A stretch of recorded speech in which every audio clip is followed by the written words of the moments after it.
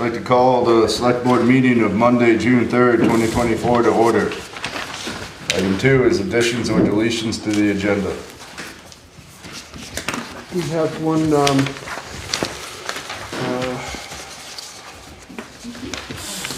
is it class 3? I think it is.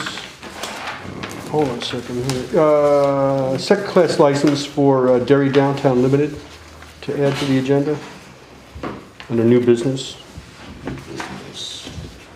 New business, that is D. Mm-hmm. Do you need a motion? Yeah, you're good. Move to add under new business as D, second class, did you say? Liquor license for Dairy Downtown.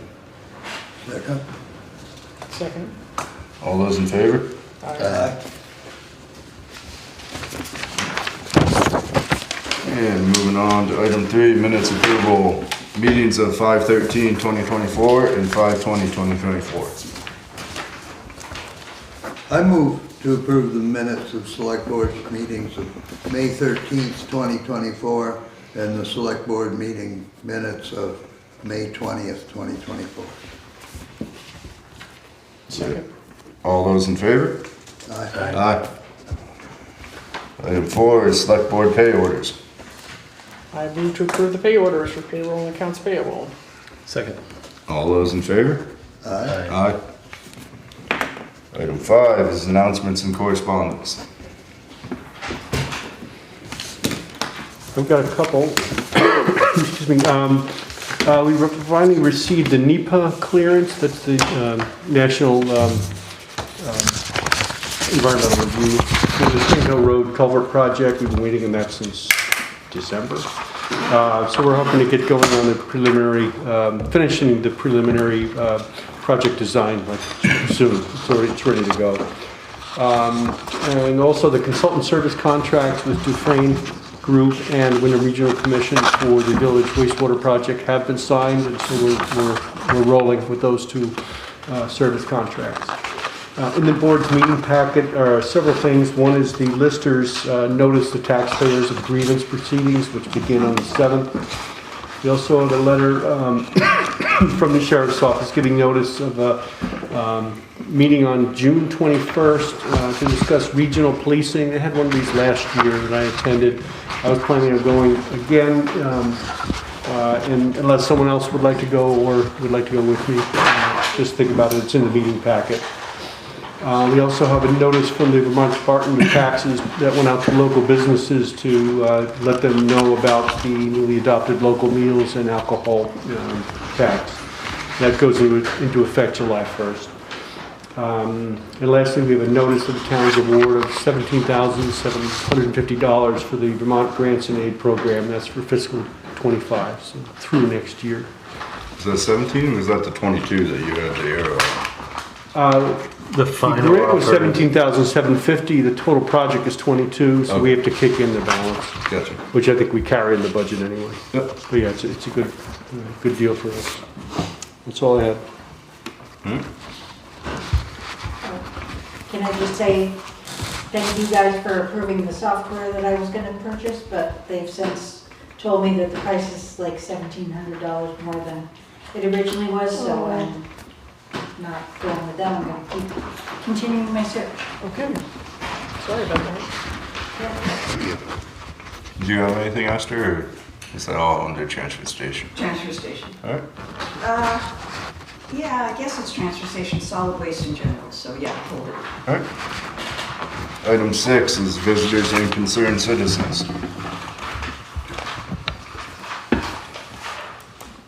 Nobody? See no hands, I'll move on. Item 7, town official business. 7A, Mountain Towns Recreation Director Advisory Committee. Consider sportsmanship policy. Consider change to Recreation Director job description. Consider fuel reimbursement for the Recreation Director. Discuss MTR social media. Consider well services from frost pumps and wells. Discuss proposal for park signage and consider establishing a PayPal account. Where would you like to start? Wherever you would like to, Liam. What was the first one? Sportsmanship. Yeah, so we've been using sportsmanship policy that was adapted from FBAA, and recently realized we needed to kind of beef that up. So we have been working on that in the committee, and it has been sent to Bob Fisher at this point, so we can get that officially approved by him.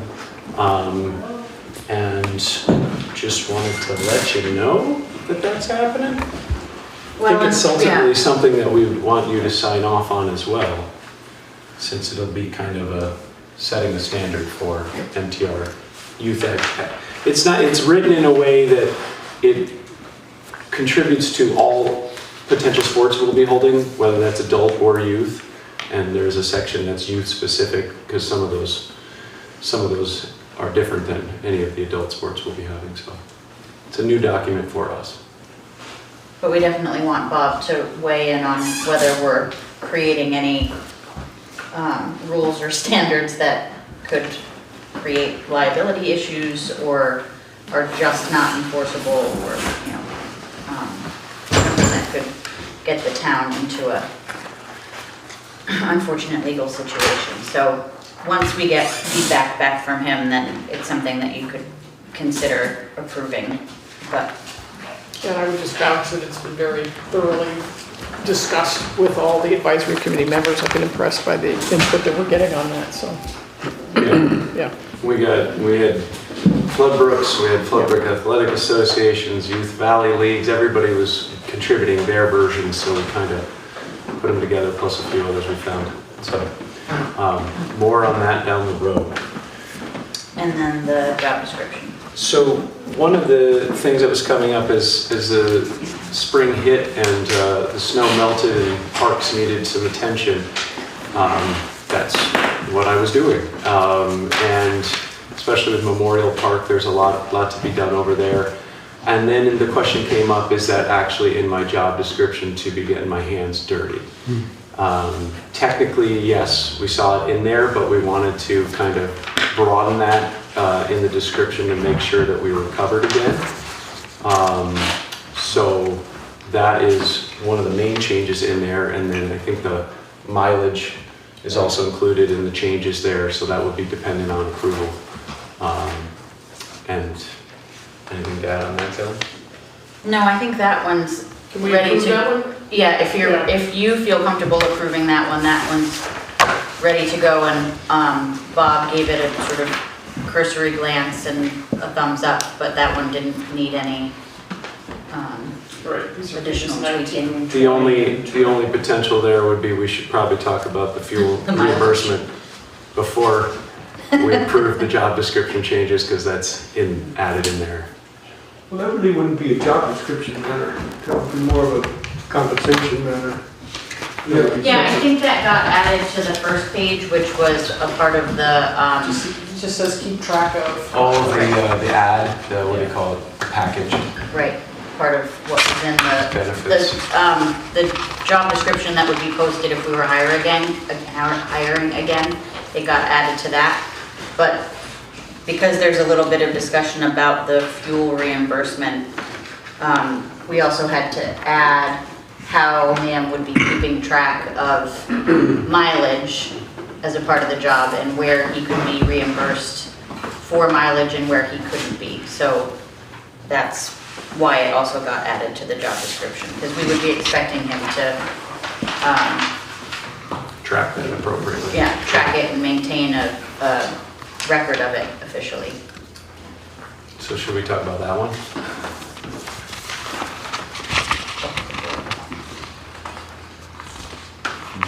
Policy you've written up, it's pretty clear. Yeah, and the policy description needed the word monthly dropped in, that he would submit his mileage on a monthly basis. It's not in there right now on 7A1, but it will be. And Liam has some actual numbers if you want to talk about. Yeah, and the reason this all came up was obviously I'm not using the town vehicle, and there's a been working on the parks, bouncing around. I was starting to keep track of it and seeing it add up as I was putting more fuel into my vehicle too. So I would say that this month would most likely, projecting for the year, probably be one of the heaviest because of how much park work there is right in the beginning of opening up. So I started keeping track in the middle of May, so just in half a month at the state, federal amount of 67 cents a mile is $273.40 just for half the month. Again, come winter time, I won't be driving from park to park. So it shocked me as I was adding that up, but if we're looking at it over the course of the year, it won't be that every month, that's for sure. But just wanted to give the best number I have. At this point, I can't give you an annual projection. I could, but it wouldn't be worth much. So.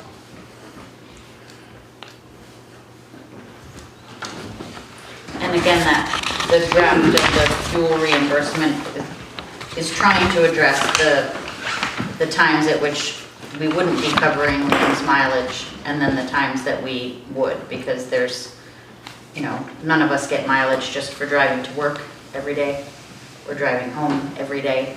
And there are certain kinds of meetings that we wouldn't get reimbursed for mileage, but certainly when he's started his workday and he's driving around between 4 different parks in his own vehicle, that's gas and wear and tear on his personal vehicle that seems appropriate to reimburse him for.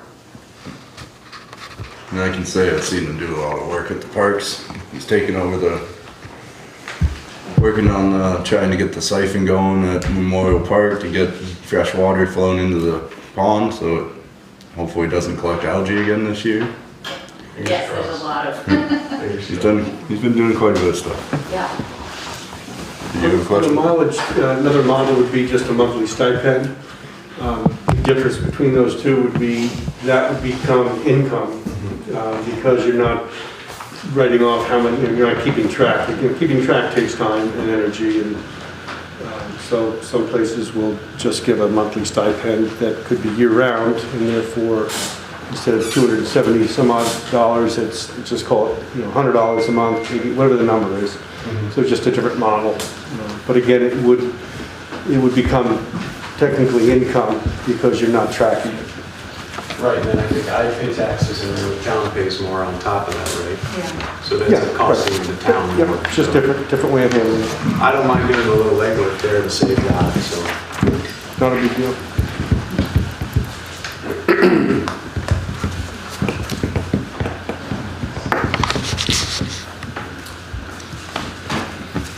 Would you like me to move on to the next one? Yeah.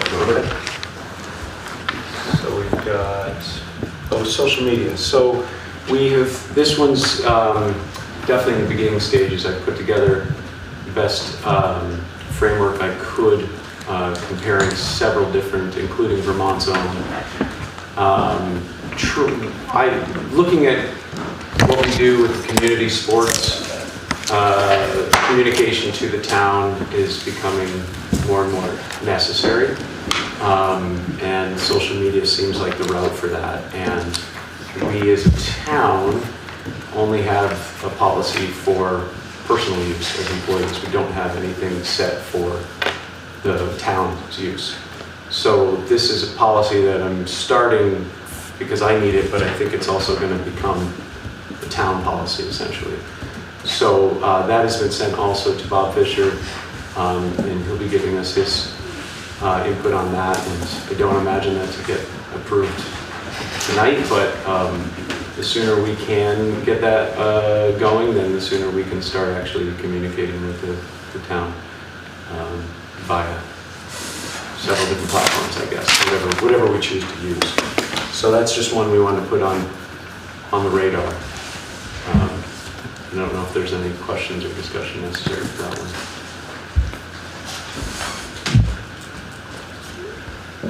No, the only thing I told you was Bob recommends not having any comments. Yeah. That's why I turn them off when I post on the forum too. And that's in Legal the draft. counsel advice.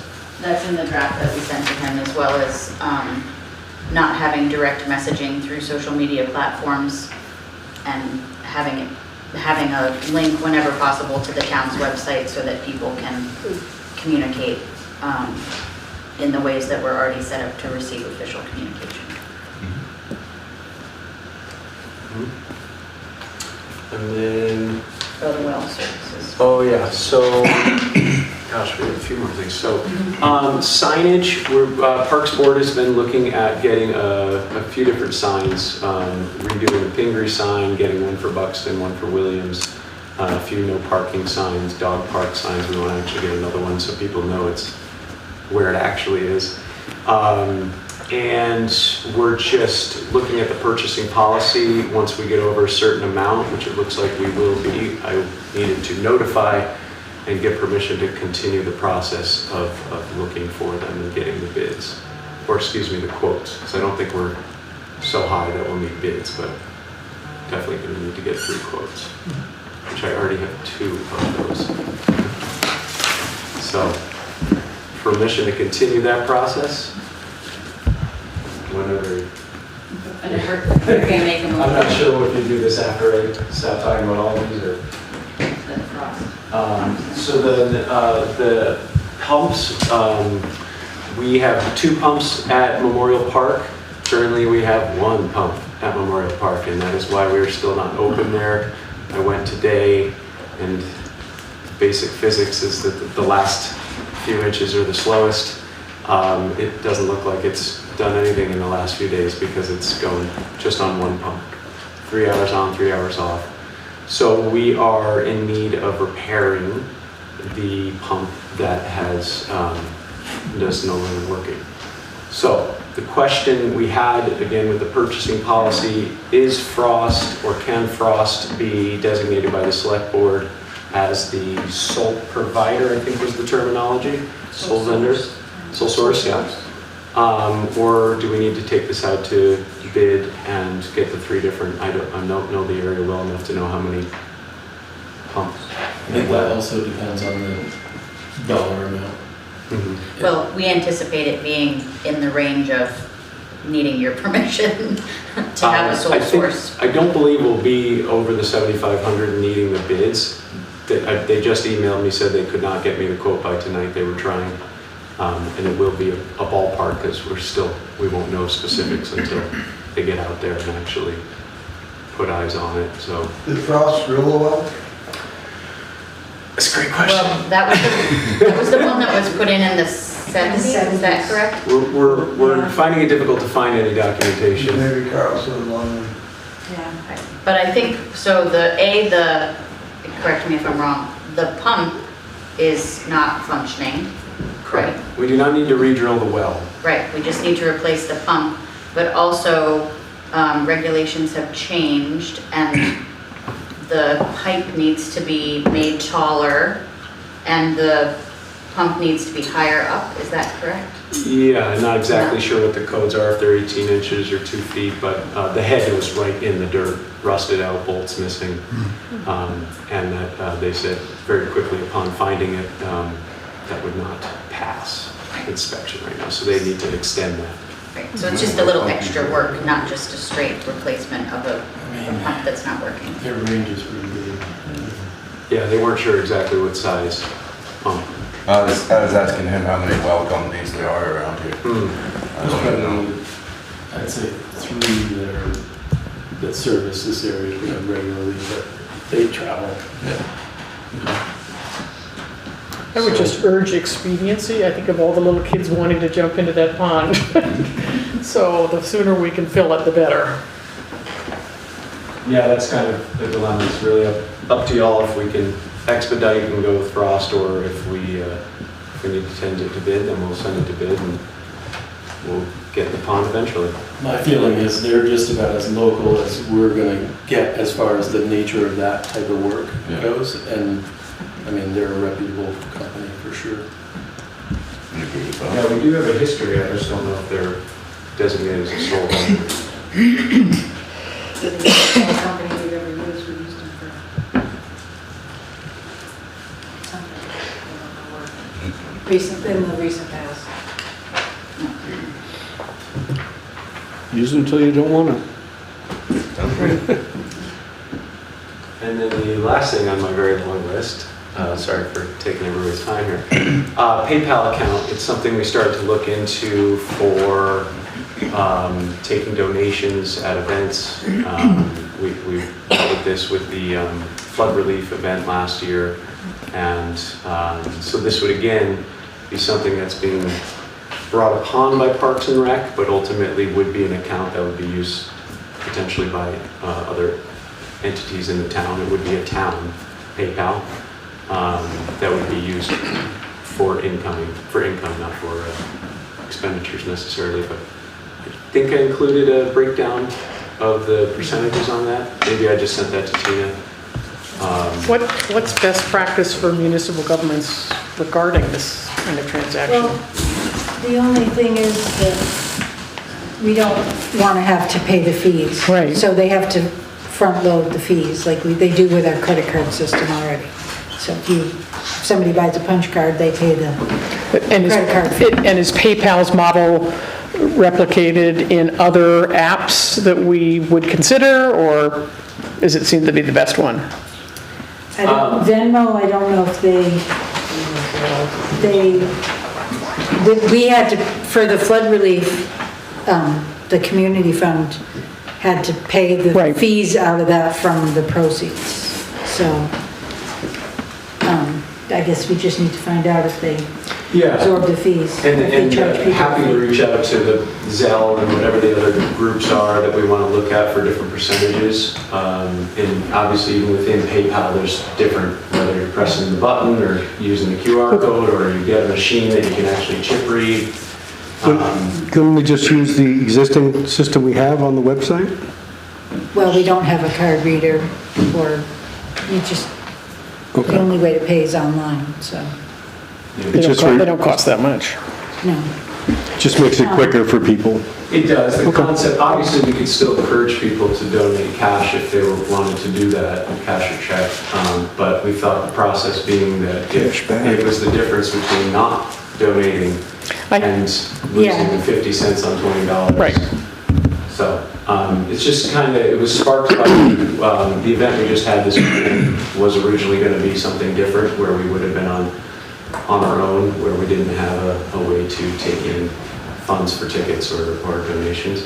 So it's not an immediate concern, so I'm happy to continue doing the research, get a few more options. I just wasn't, again, put it on the radar, wasn't sure what the process was to get that approved, because it would be a contract. Is that a complicated thing if you have money going through PayPal into, No. it's easy on your end Yeah, to I do, go to we different- take credit cards, Right, okay. just, yeah. Seems to simple. make sense Yep. to me. Can we go back to filling the pond? So, Yes, by all means. so when I get, the items we need to take action on tonight are the job description, fuel reimbursement, and well, basically. Those would be, Yeah. yep. Yes, sir. Right. Any discussion? Well, the well we should do right away. I'm in favor of using frost as long as it meets the dollar amount cutoff. Yep. They're a reasonable company, they'll probably even give us a break somehow, I don't know. Anyone care to make that motion then? I don't think we have it written down here. No, we don't. You gotta come up with it on your own. All right, I move to contract frost pumps and wells for well service for Pingree Park. Memorial Park. Memorial Park. We make them a sole source vendor. And make them a sole source vendor. Second. All those in favor? Aye. And, Change to the job description? well,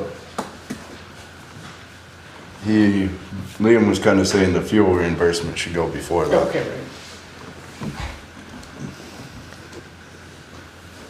What's the going rate? 67 cents a 7 mile. cents a mile. I'm way up. Anyone care to make a motion? I will. I move that we accept the submitted, what are we calling it? Fuel reimbursement policy for the recreation director, as was included in our packet today. With the word monthly added. And with the word monthly added, that was my gig, yeah. Second. All those in favor? Aye. Aye. And last but not least, job description. I'll do that one too. I move that we accept the modifications to the recreation director as submitted in the packet this evening. Recreation director job description. Second. All those in favor? Aye. Aye. Thank you all very much. Thank And you. if we get a quote back from Frost that's over 7,500, I will be back with a bid process. Thank you. That's good. Thank you. All right. Extend the casing. There's Well, that's just welding on, he said. That's not terrible. Yeah. More Alright. than just a pump, but Yeah. not much. All right, moving on to 7B, Town Hall Renovation Committee, consider proposals for basement dehumidification and project consultant services.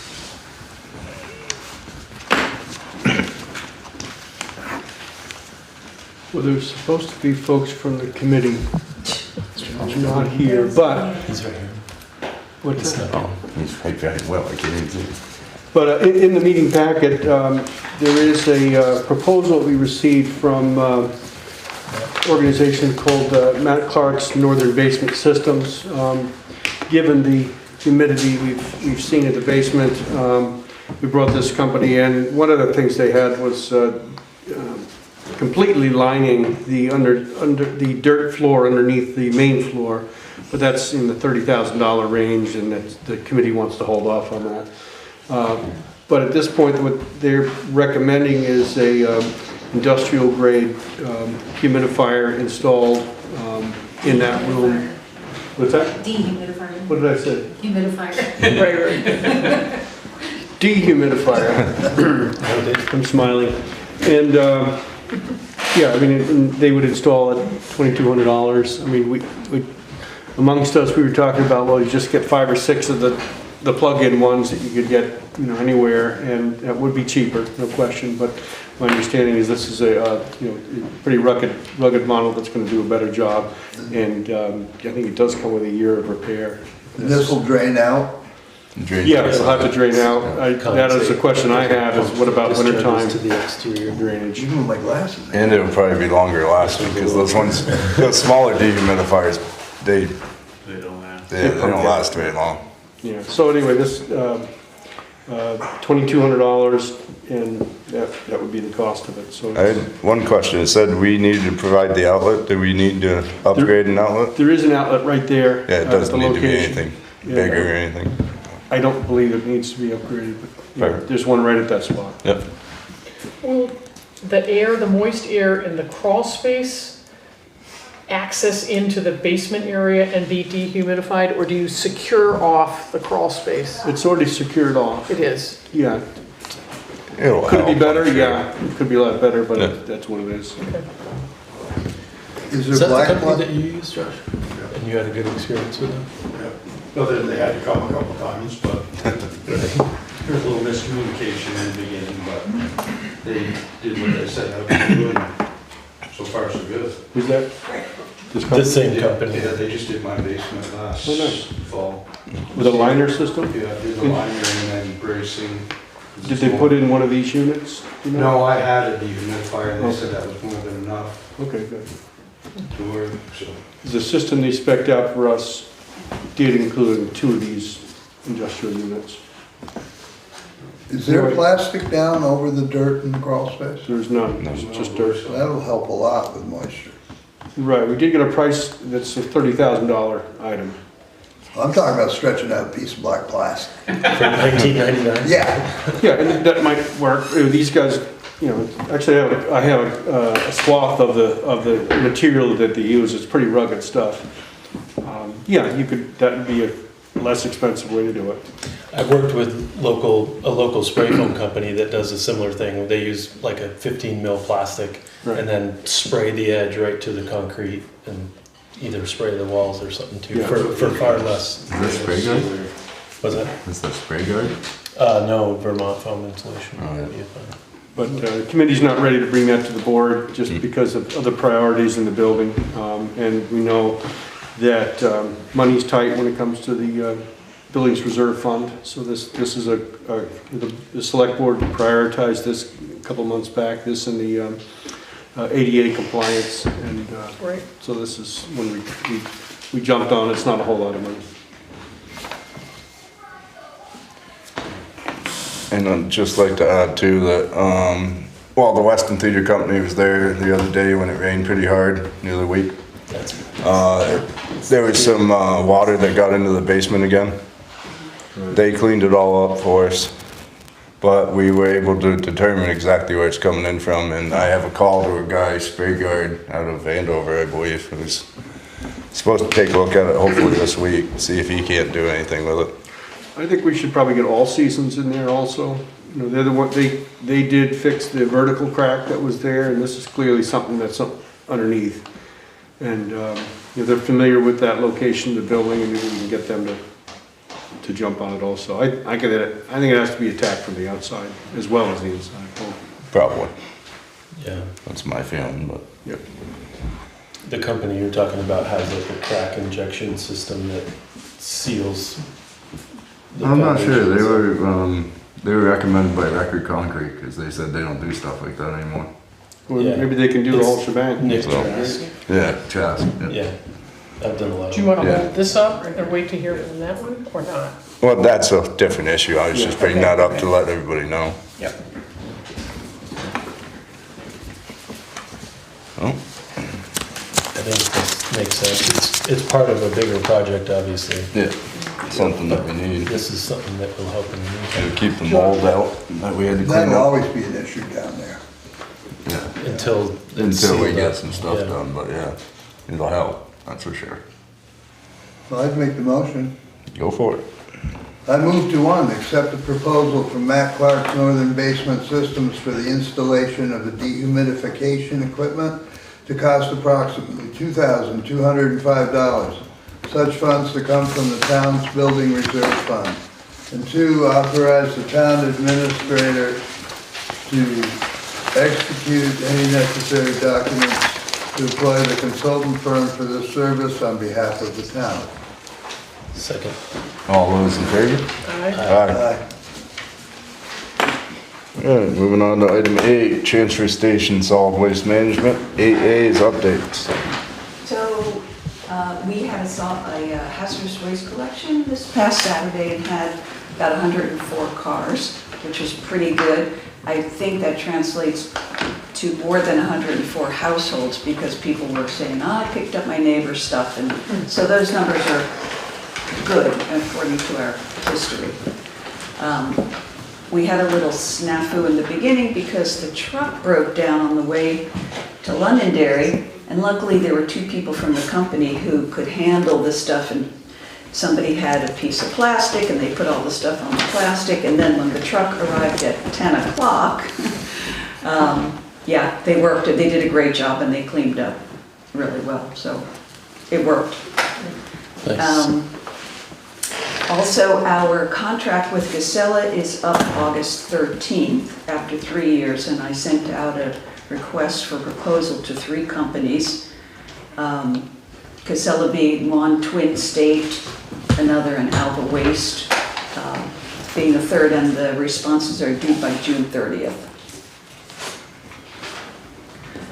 And lastly, I sent an email to Andy about the short-term rental and the solid waste laws in the state. And, you know, I have information I could feed to him, but I was thinking about it, and ultimately, it should be the responsibility of the owner of the short-term rental to make sure that he lets the people who he rents to know what the laws are, how to separate, and supply whatever equipment, you know, a trash bin and a recycling bin and signage so that they do what's required, because it's a state law. So I don't know how to incorporate that into what he's doing. I read through the ordinance and I didn't see anything like that, so I'm not sure what to do about it. I was gonna say, I thought we had something in there about that, but. I think they're required to post a sign that is issued by the state, but I don't, in general, we don't enforce state regulations. So if you put it in the ordinance as something that's required, then the town has to, it's incumbent upon the town to then enforce that, and I don't think we want to go there.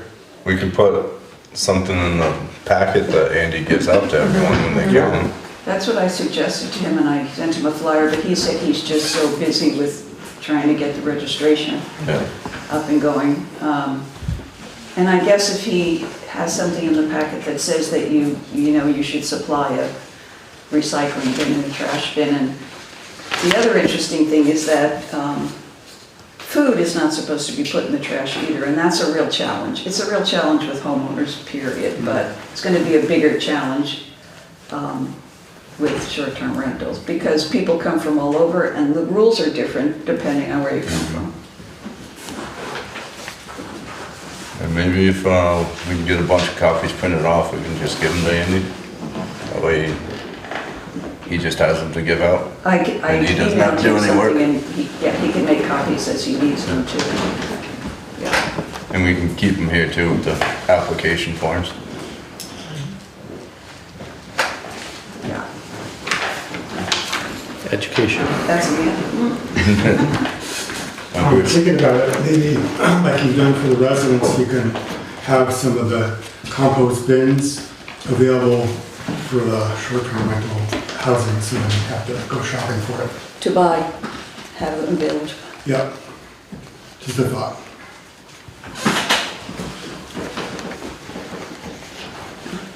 I don't really have a stock left of, I have food containers left where that can make a real mess. I don't have any recycling bins, though.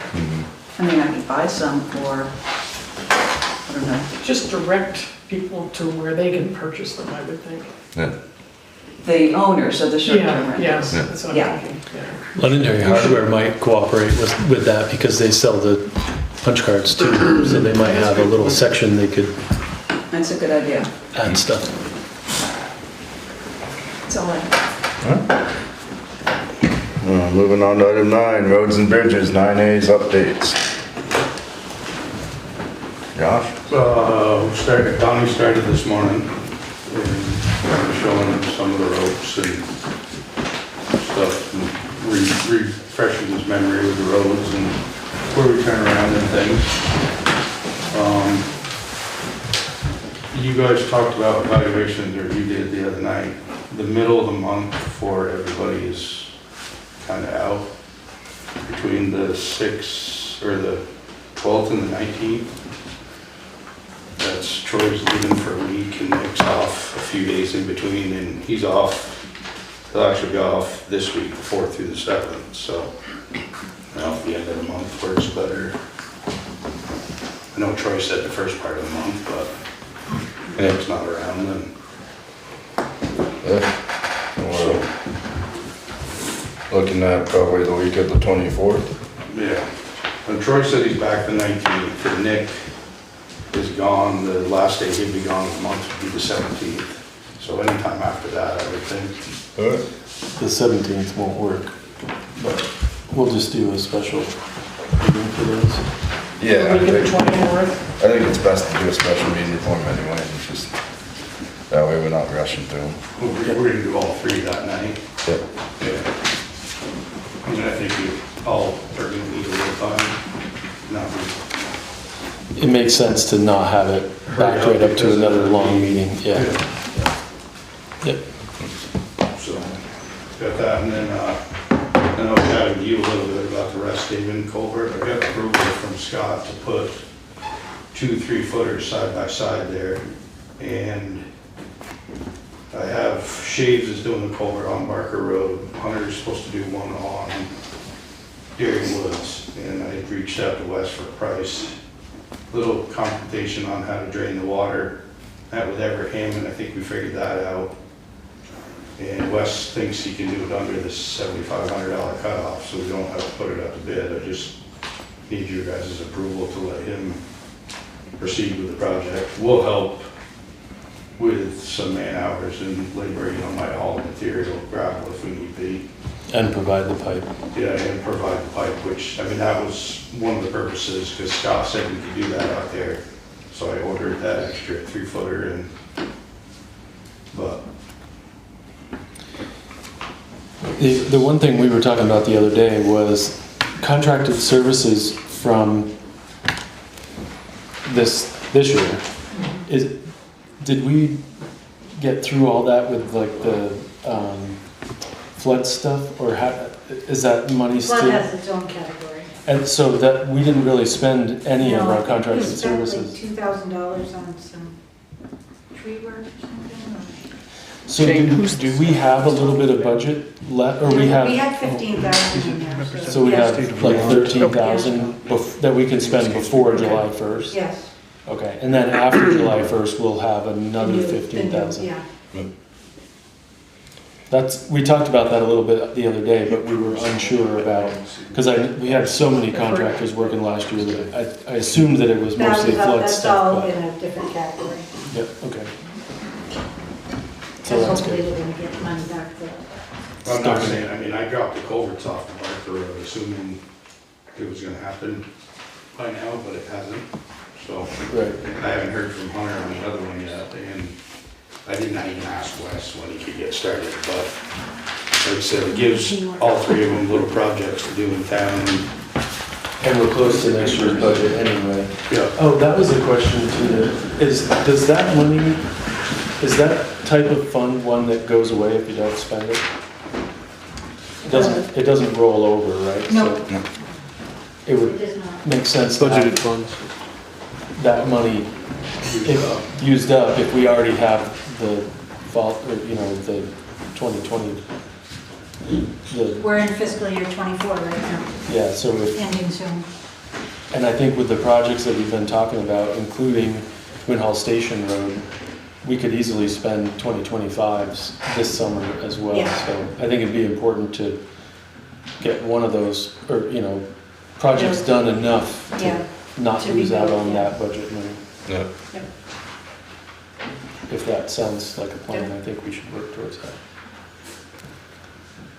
Like I said, if you said, I can reach out to Wes and see how quick he can. Like I said, the pipe's there, we're ready. It would be we probably ought to let the renters know out there that the road's gonna be closed for a short time, because you gotta, pretty much, like Everett was saying, you wanna dig the one pipe, get it in, and then, so there'd be a little delay if somebody's coming in and out. You've got the storage unit buildings there, so I don't know if you can post. So it wouldn't matter if the work was done in June and billed for July? No, we're cash basis, so It's a when you get billed kind of thing. So you'd have to be billed in June for by work the next completed. meeting, yeah. Okay, keep that in mind. Well, you don't got much time for that. No, I mean, I could do a special pay order at the end of the month if I need to. okay. Right. Well, we'll work towards that and see what happens. Everybody's busy, so it's hard to expedite necessarily, but we'll see. Any other updates, Joe? Oh, I think so. All right. We'll move on to 9B. Sure it is, but. I said, I'm sure there is, but I didn't write nothing down. It's a busy day. Yeah. So 9B, Brophy Lane signage. Is there someone here who would like to talk about this? There was an email that came. Yeah, we got the email. I wasn't sure if someone was gonna come tonight. They probably didn't know to come. But yeah, you had a copy on page 28 of their email from the Reimers, and they'd like to see that no outlet bridge out sign go away. And I guess they indicate, this was part of, up for discussion, 2-3 years ago? Where there was that temporary bridge put out there by some folks for biking. And the Forest Service. yeah, Forest Service folks came in, they were pretty unhappy about it, but then at that point, you all put up that sign and Well, the state recommended when we Yeah. pulled the bridge that we needed to label it as a no outlet. Yeah. And put up the bridge outside. So this was all state recommended, saying we have to do it. And like I was telling Taylor the other day, we probably not supposed to 35-mile-an-hour speed limits on there for posting all our roads, so. This is for a bridge you couldn't drive across to begin with? Well, that's kind of the nature of the email, is saying, like, it was an illegal footbridge essentially that spurred having these signs put up when it was removed. Yeah. So my question in our conversation was, going back to the previous bridge, which nobody really seems to remember when it was removed, because it was before any of us, right? I mean, we don't have any information about it. Somebody knows. Yeah, but I'm old, okay? Well, we appreciate that. But that was a vehicular bridge? Well, you used to be Okay. able to go well, the through town, there. the town road still, I think. Yeah, Yeah, Class- you used to be able to go from. class right away. 4. It's not, there's no named bridge location or Right. inventory or anything of it. And so my question was, is there like a statute of limitations or anything on, if a bridge has been gone like more than 50 years, do you still have to post that it's out? That's a good point. My idea is just contact the state and tell them the whole scenario and see if they actually require it. And if they do, well, I guess we have to leave it. But if they say in this instance it's not needed, We put a no outlet sign on the other side because tour buses are going down through there trying to get back to Route 11. So, I mean, why aren't the buses coming from the Sherwood Forest side? I mean, I still think the no outlet sign should stay anyways, but. Right, yeah, and I that's think, fine. I don't see a problem with that. But Is it they're more a they're both on the barricade? same pole. I mean, it's two signs Yeah, there's a Jersey barrier down at the rocks down there. or rocks or whatever. and reflectors, Orange reflected. yeah. It's a significant structure sign that Nobody's is- gonna, nobody will mistake it for a bridge, Got that's for it. sure. Yeah. But there's other things in place with, you know, just, I mean, trees have grown up, or brush has Yeah. grown up, and there's rocks in the way, and, you know, it doesn't look like an entrance to a road or a bridge or anything, so. I mean, if a small effort to clarify whether it's necessary, point, yeah. it sounds fair, I think it's reasonable to ask, at least, Yeah. based on the request. Maybe a small sign that said there never was a bridge. If you're looking for a bridge. bridge to then- nowhere. Yeah, Invisible bridge. there you go. Okay, that sounds good. We get Mark Pickering to come in, maybe? Does he do anything off the state highway? Yeah, it was the Forest Service. It was the Forest Service. who- No, I talked Well, with. they have no I talked jurisdiction over with, town roads.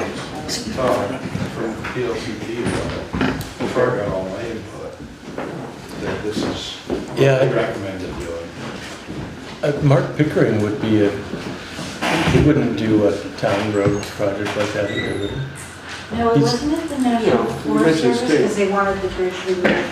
Well, they wanted it removed, but I went to VLCT to get what do we need to put up to, you know, barricade wise. Yeah.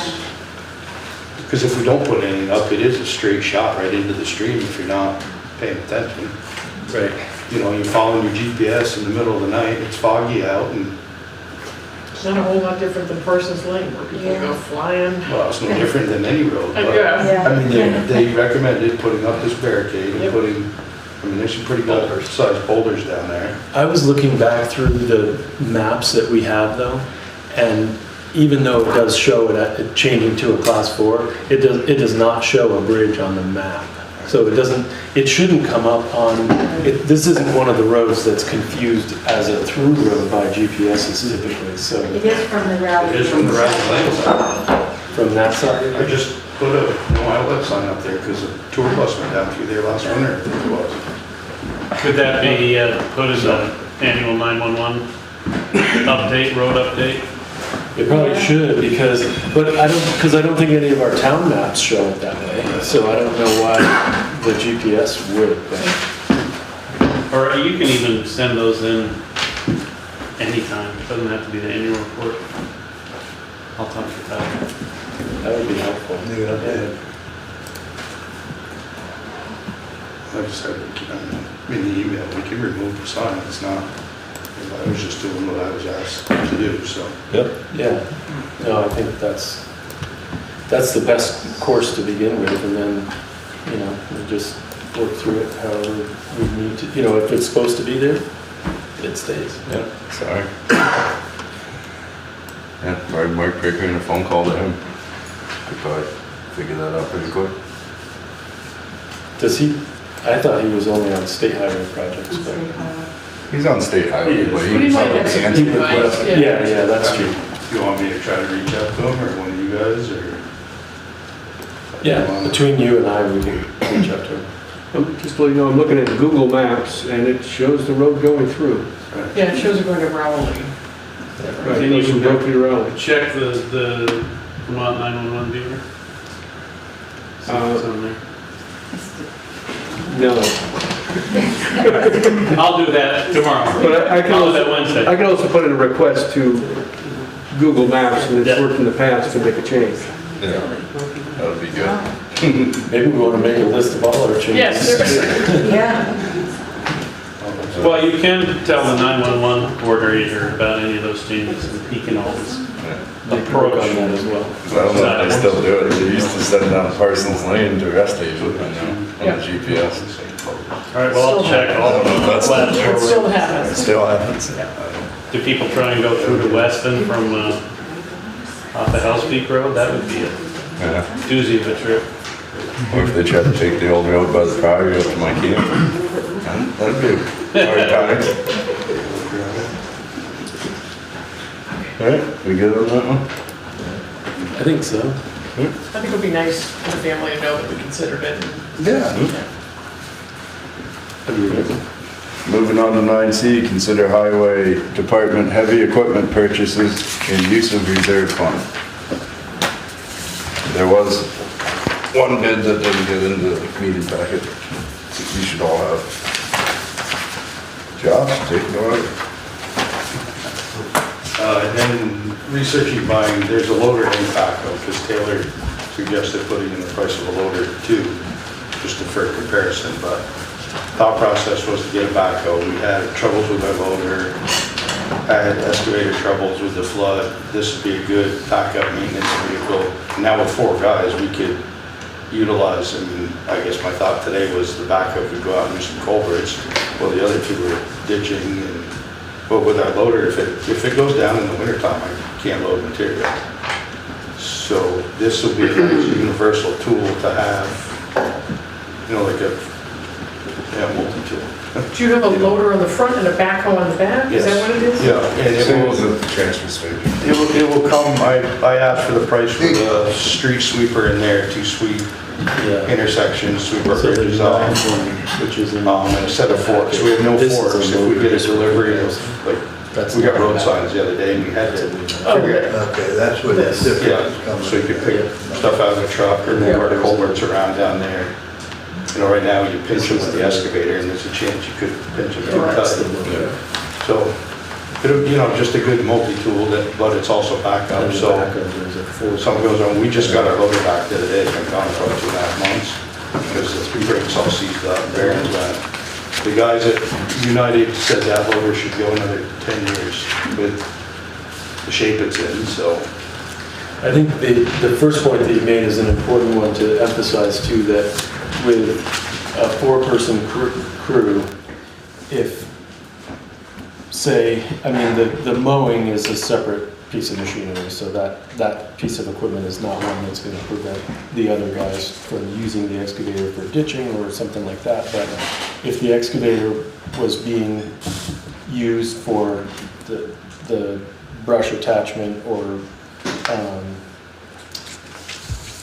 used in one capacity, then with 4 people, then you're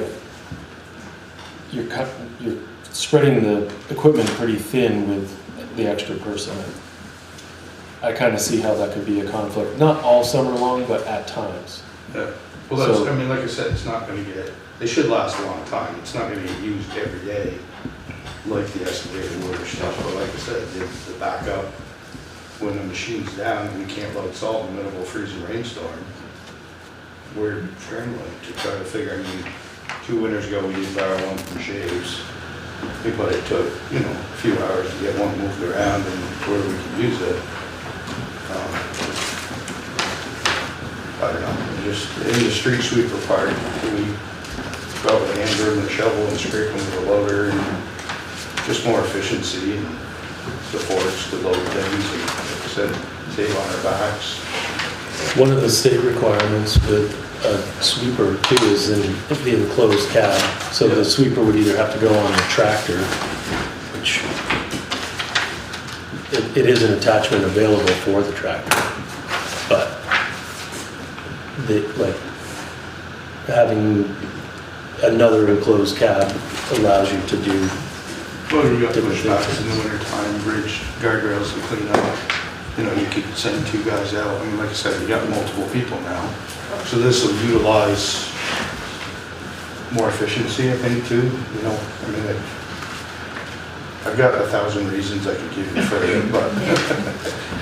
Is this an out of cycle purchase? Was this something we planned? We haven't really come up with a cycle. Well, we had a cycle, but it never paid. This wasn't budgeted in the town meeting. Things break. No. But No equipment's No, we ever always- budgeted at the town meeting. But It's it's just, capital expenditure. it's just into the fund.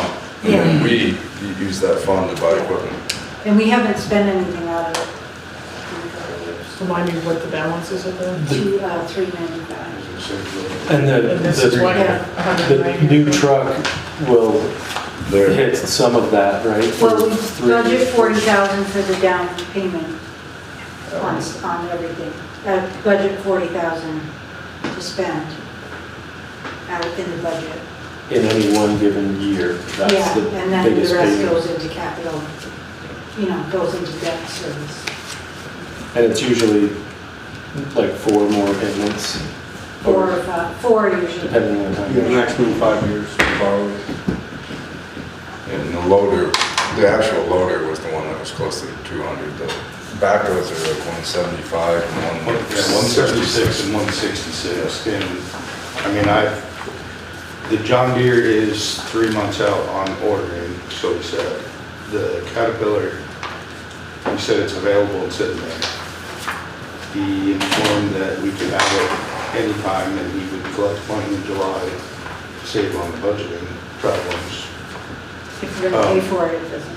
I mean, the Caterpillar looks like it has a few more options when I was reading through it. I tried to, like I said, today was a crazy day, but looks like it has some more options. It's got the radial tires on it, which would be nice. That's a much better warranty. Yeah, I was gonna say, I think the warranty was better on it. I know it's $10,000 more money, but if you're getting quality and hopefully Well, the cat guarantee's over twice the John Deere. it is over twice. 7 on one, 3 on the other. Surprised there's 3 on the other cut. They gave us 5-year on the back of the transfer station. Who knows? Well, I didn't know John Deere was gonna do anything. Finally, supposedly he sent emails 3 times with pricing, and I don't know where he was sending them, but I never got them, and he hand delivered them the other day, so. Yeah. Where did you see the warranty? Oh, there's a lot of paper here. It says extended warranty. One says extended, one says, On the John Deere, it just says extended. I didn't see the, Yeah, you got 7-year, 3,500 hour premium warranty, it's on the cat. And I just say extended on that. in 330, or 3,000 hours, 60 months on the John Deere. Yep.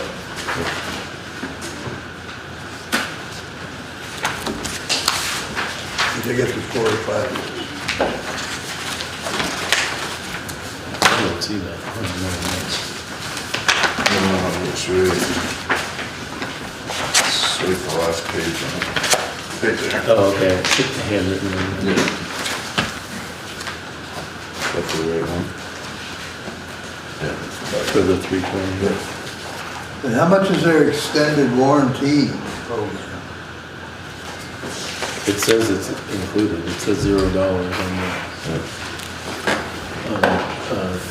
What do we got? yeah, if you flip back to the $166,000 bill, it just says extended warranty $0. Oh, okay. So that could be some of the difference if it's.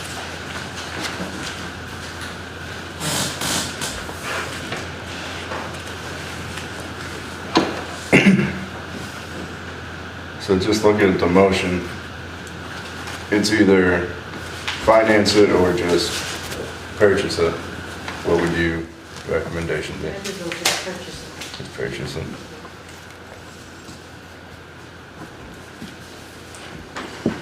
You wouldn't finance it through them? No, because we're gonna have a truck to finance soon. We were hoping- And I didn't budget for another payment. So I think we just finance it. I mean, I think we just buy it. And we're Because we're gonna, gonna finance the truck, and then we have the fire truck too, so. and we're gonna be adding to the reserve fund. come Yeah, we'll be July. adding another 100,000 in Yeah. October, so. These JDs have a 5-year warranty, that's what I'm seeing. Yeah, 5 and Yeah, 7. 60 months.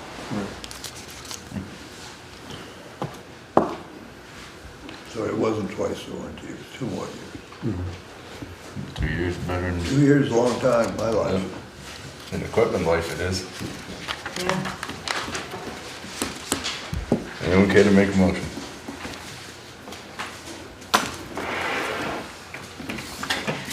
Are we thinking that we like the longer warranty for more money? Is that what I'm hearing And it's deliverable immediately? immediately versus just ordering it in 3 months, let alone getting it by next year maybe.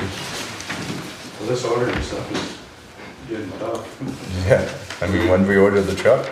A year and 3 months ago, Still not here? No. we say maybe June, it's at the body shop getting the controls and it's, from what I've been told, it's in Maine getting the. So there's the And all business that work cap. on, and then Right. it's coming back to Williston. Yeah, I'm flipping back to it now. Get the paint, one of us will go up and set the levers off controls and for the long. He was hoping that versus what it. What color is it? It'd be green and. Yeah, we just got Significantly. Actually, it should be the same green. as 40 the last grand one. now. 2020 we just bought. Yep. It's a little different cab shape, the mirrors are a little different. But it was, we took the specs from the last truck and pretty much used that as a bid spec to purchase Great. this new one. Yep. Trying to, I mean, I was trying to get things, so you're not setting different trucks with all kinds of Right, different parts and, you know, it's all Viking equipment, so you can keep a set of wing irons and pot blades, you know, everything's interchangeable. Yep. It makes life easier. Actually brings up another thing that I think we should do is change the purchasing policy for equipment. Because basically, you have Milton Cat and you have United. They're the same throughout the state. Milton Cat sells the cats, United sells the John Deere. So instead of just putting out the bid, just get the 2 quotes, because you're not getting anything cheaper, even when you put out the bid for a brand new machine. Until another company pops up, those are the ones you're gonna get. Yeah. Well, International is all owned by the same business, Western Star is all bought out by the same APG. So like with Jeff Deliri and Scott Reed on the truck, they agreed to, Scott could get the truck a little quicker, so I don't think Jeff bid on the truck. Because he knew Scott, he kind of, you know, they had an agreement, they did whatever they did. But they're all, you know, International's owned by the same corporate, big company, so. And these 2 companies, you can actually get a quote from. I tried for the backhoe at the transfer station, I tried New Holland and Case as well. And I talked to Case's New England representative and he never even called back. New Holland never called back. Right. These 2 got us quotes right away. And the mechanic at JCB said he didn't want one, so I didn't even call. We probably have a little bit of our own information about that at this point. I would move to accept the bid from Milton Cat for a new 420 XE backhoe with specified equipment in the amount of $175,900 and to authorize the town administrator to execute all necessary documents to secure the vehicle and equipment. Second. Do you want to add the last part? Such funds. Funds to come from the highway. Yep, with such funds to come from the highway equipment reserve fund. Second. All those in favor? Aye. There you go, Josh. Call him up. Hopefully it's still sitting there. 9D. Tina, what do you think the interest we just saved by not financing that was? Probably about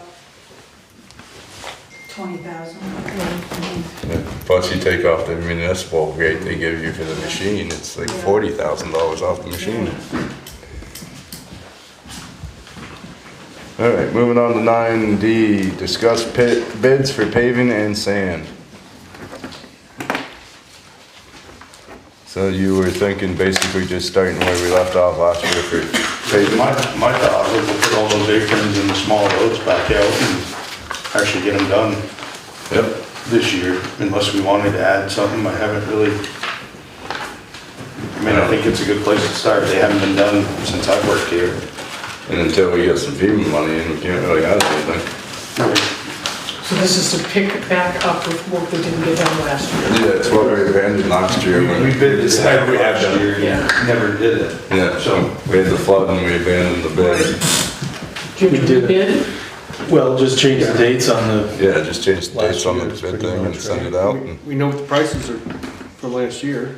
plus a percentage probably, but. Yeah, that's, Of course. Yeah. okay. And sand, that's just, Sand, I mean, we did 4,000 yards last year, and I was thinking just do 3,000 this year, because I think that would put us right back to the same point, if my calculations are right. But And we actually came under salt and sand last year. Than our budget. So, yeah, it's easy for me, we've already got the invitations to bid all ready to roll, we just put it out this week. yeah. I think that's I good don't know time. if you got, Hunter is into paving now. Yeah, it's not easy. He Yes. bought out O'Brien Paving, so, Oh, we finally did. yeah, it's, I don't know how it works, but he wanted to make sure he got invited Just go on the list. on the paving, yeah. Yeah. He said he was gonna send you an email, but Sounds good. All right, we'll get those bids out. Normally we'd have a meeting on the 17th, we would have that, but the 17th we've got to hear, the public hearing, Yeah. which would probably be pretty lengthy, so we'll need to find a time to meet in a special meeting to deal with other stuff.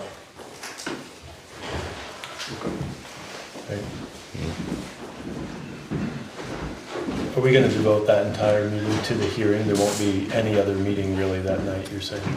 I think it's probably wise to do that because we never Yeah. know how long it's Yeah, gonna no, I go. agree. Right, it might be a couple of quickies, I mean, normally a paving bid's pretty easy. Housekeeping stuff that doesn't have a lot of discussion might be smart to We'll just figure check it off to keep Yeah. things I rolling. mean, the paving bid we approved last year, we just gotta change the date. It's been approved.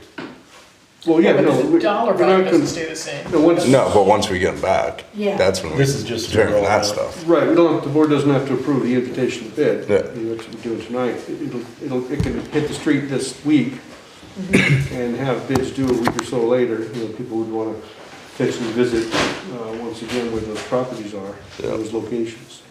Yeah, we can talk about it another time. well, Yeah. maybe you do it. I know that's put it out the end of the month, the night of our evaluations. That's a good point. Or something, I mean, like you said, I don't think anybody site visited any of that stuff last year. No. I don't remember taking anybody anywhere. So, Yeah, that's a good point. We have to have a special meeting. Well, we're gonna have to have two anyway to do reviews. Because we got transfer station as well. And Jim. So, good idea. All right, moving on to 9E, ratify 5/20/2024 decision to issue access permit to Hunter Colstis for property formerly 2687 Under the Mountain Road.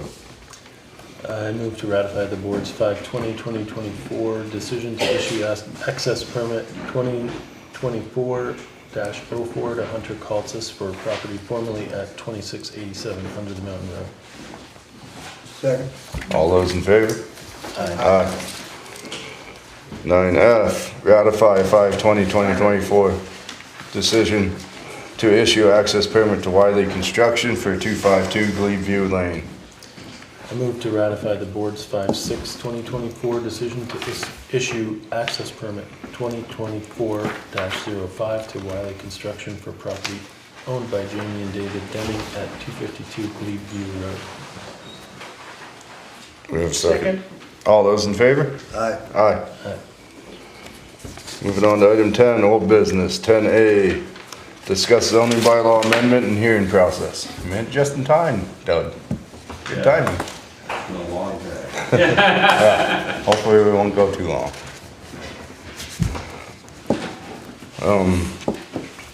So as you requested, Martha, I invited the Conservation Planning Commission and DRB to come and talk about anything they want to do. We got one member of the DRB, I don't know if you want to talk about anything. I'm interested to hear are you going to talk about the process? Is that why you're here? Yeah, I can. Oh, no, I'm, talk about the rules for the hearing, that would be what helpful. Doug's here for. Yeah, do you want me to start talking now? I don't have my notes, I haven't opened those up yet, I could probably do it. Well, I can tell you my thought, is just do it like town meeting. Same rules as town meeting. What is that? You said 10 minutes per person? Town meeting is 10 minutes per person, and we leave it pretty open. We try to leave it fairly loose. People, the town meeting, you can't read from paper, so you can't stand up and give a speech, for instance. And it's only voters that can speak at town meeting. But then the question there is, well, do property owners also have not necessarily a right, but would it be nice to hear their opinions? Well, I guess take the speaking time from town meeting and modify it a little bit. Yeah, I mean, that would be fine. The question is the amount of time. And are people gonna want to take 10 minutes, or, if everybody takes 10 minutes, we'll be there till 1 o'clock in the morning. But if that is fine, then that's fine. I feel like people are gonna want more than the 3 minutes for the public hearing. I thought I had written in your notes about how it could go was that you initially get, or each person initially gets like 5 minutes, and then once everybody had a chance to talk, you go back around and you can give additional time for somebody to speak a second time, once everybody gets a chance to say something. Yeah, and it's the same way at town meetings, so people need to, everybody has to be heard from first, and then people who have already spoken get a chance after everybody's spoken to speak again. What I sent in the email was just a framework. It's up to the chair of the select board to make the rules as how they have to go at a special meeting like this. So it's different than town meeting. We don't have to do it like town meeting. Yeah. We can do it like town meeting. It's completely up to you guys how you want to structure it. Somebody brought up, well, can I yield my time to somebody else? And that we don't do that. So we don't do that at town meeting. That's a rule in the Senate and the House of Representatives that the parliamentarian, enforces, but it's not, there's no such rule in Vermont that I'm aware of.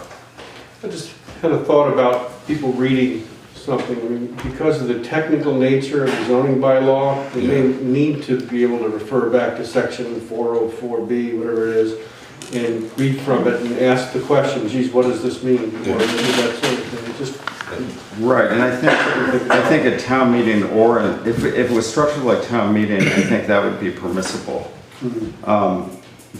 What we're trying to avoid is people getting up and giving speeches, like political speeches or something like that, which aren't helpful. But That's a town meeting rule. You can allow people to read from paper if you want. You guys can do anything you want as long as the rules are outlined in the beginning and it's fair. Well, how about we just go through a quick list? How about time? What does everybody think? 5, 10? I like 5. I think 5? people had mentioned to me that 3, they felt that they had to watch their watch while they were talking. 10 is too long. Okay.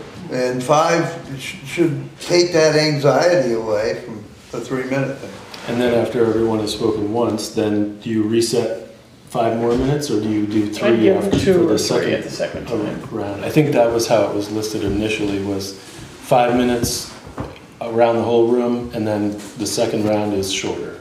Yeah, what I suggested in the email was 3 minutes, then after whatever the expert is, whether it's the planning commission, the select board, or the town agent has a chance to respond, and people can ask 2 follow-up questions, because people seem to really want to ask follow-up questions. And I don't think we should cut that off, but that could be part of their 5 minutes too. You can say, listen, you have 5 minutes to say what you need to say and ask any questions. Then the question is, all right, so if the person responding to the question takes 5 minutes to respond, we have to kind of reset the clock for the speaker so they don't lose time. So how about 5 minutes with 2 follow-up questions? And then go around and then 3 minutes for your second question? Yeah. That seems reasonable. Good. Yeah, and then the other rules are like town meeting, right? It has to be germane. We can't start talking about something other than the bylaws. And how about just property owners, period, get to talk? Dropping what?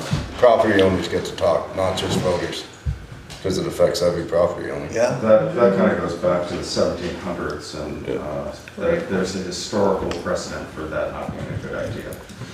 What, the property owners talking? Yeah, if you like. Historically, that's how the country started out, and people were not fond of that. So you say- Yeah, but zoning impacts properties, not property owners. That's what it affects. well, let's say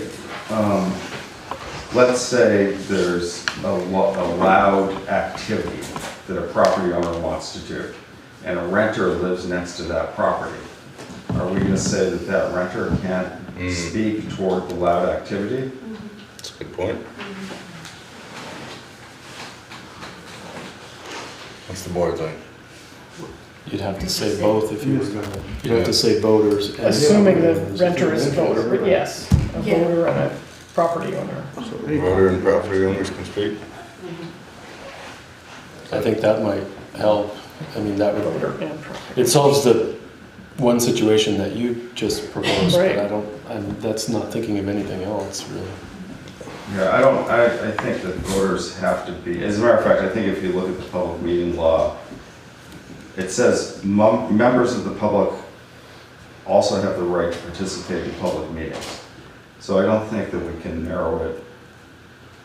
I think it can be narrowed to interested parties.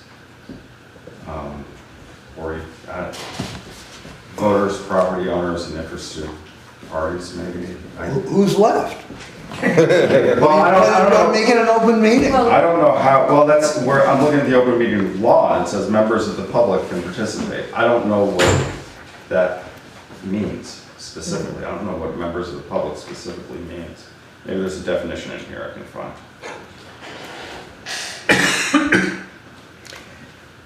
And what was the answer about allowing experts, whether they're DRB or planning commission, to be able to respond to a question? Do we want to allow that kind of back and forth? Because I think there's value in somebody raising a question, but then there being an expert person who can say, well, this is why this was created this way, but we're willing to listen to other things. There is value in that. Town meeting is structured so it tries to shy away from back and forths, because that's when meetings get out of control. Yeah. Because all of a sudden somebody, gets the hair up and says, and it starts going back and forth like this, and we don't want that. We want a question and an answer, and a reasonable question and an answer. We don't want people to get upset. So. That's what I was thinking, just answer the question. You can have an expert, but only answer the question, that's it. Don't go any further. At town meeting, all questions are directed at the moderator. Yeah. So the moderator can. You can point to somebody and say, well, you're gonna He's answer gonna be that the question. moderator for that meeting. Yeah. Doug will be. So then you call on the expert. Yeah. Call the expert. Yeah, and that generally works. And the reality is that there is back and forth at town meeting, and I let it go until it gets. Right. I try to squelch it as much as I can, but. Yeah. You know, You can only do so much. yeah. Is there anything else we need to consider? I have a question. No? For the public that might attend, that maybe doesn't have an affiliation with Londonderry or is not a property owner, should they identify themselves and say what their interest is? Is that something that, I don't know how it works at town meeting. Well, everyone's supposed to identify Everyone's supposed to themselves. identify themselves. Yeah. But town meeting, you're supposed to be a voter, or else the voters then can say someone can talk. Right, that's correct. The specific rule is only voters can speak unless the body allows them to speak. And the way we do that is with unanimous consent. Town meeting is different because the moderator is, there's motions and there's votes and all that kind of stuff. Yeah. But which is not how this meeting is going to be structured. Yeah. So it's just my opinion, with the amount of people that were here from the last meeting, and the people that were here were not just voters, they were people that owned, they owned homes, but they also have businesses and whatever. And they should, I feel, they should be allowed to voice their opinion or ask questions, because it does concern them. Especially if the laws or, zoning or anything changes, it's gonna affect them down the road. So I feel that they should just be able to have the floor to speak, just like if they were a voter. Yeah. So as we said, voters and property owners. And interested parties. And interested parties. Otherwise, we could get somebody coming up, Come on. from Pennsylvania or something that wants to weigh in on Londonderry's bylaws, and they don't have an interest in Londonderry. So I think you have to draw the line Okay. someplace. Yep.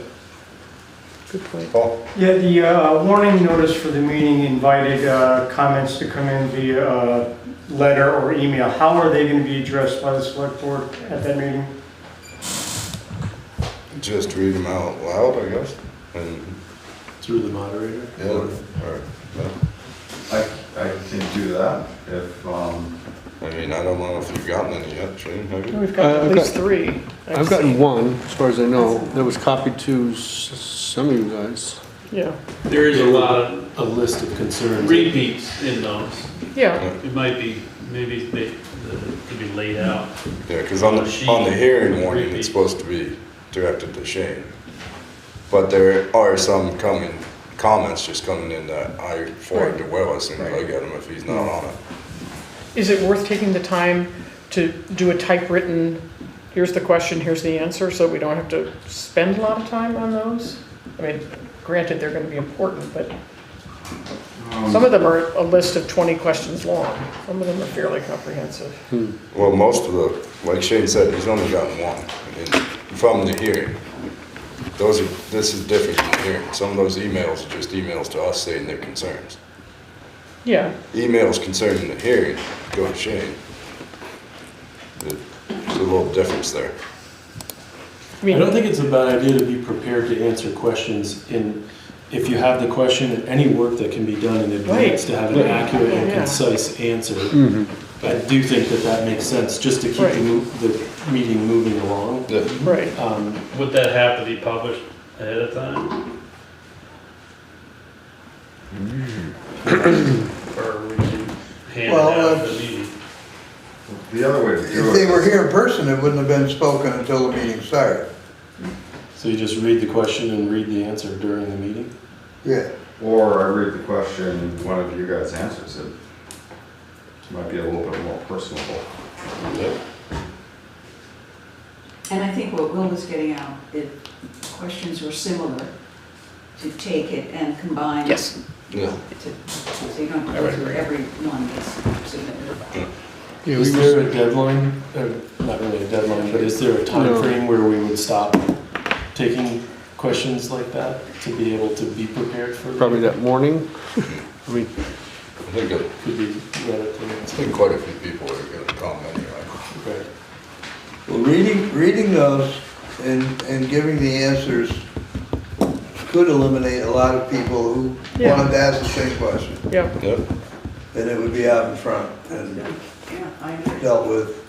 So I've been copied on emails from Pamela Spalding and Julie Adams, I believe, with lists. Have you gotten those, Will? I got Julie Adams, I don't think I got Pam. I got Pamela Spalding's You got That was recent, that was just, what, yesterday? Sunday, yeah. right? I thought I just forwarded that on to you, Will, but. A lot of the questions are just, say, swimming pool size.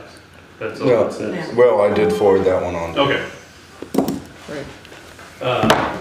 And I think, you know, it's just, a lot of people don't know how bylaws work, and they're thinking things are prohibitions on every swimming pool or every Right. firewood processing operation.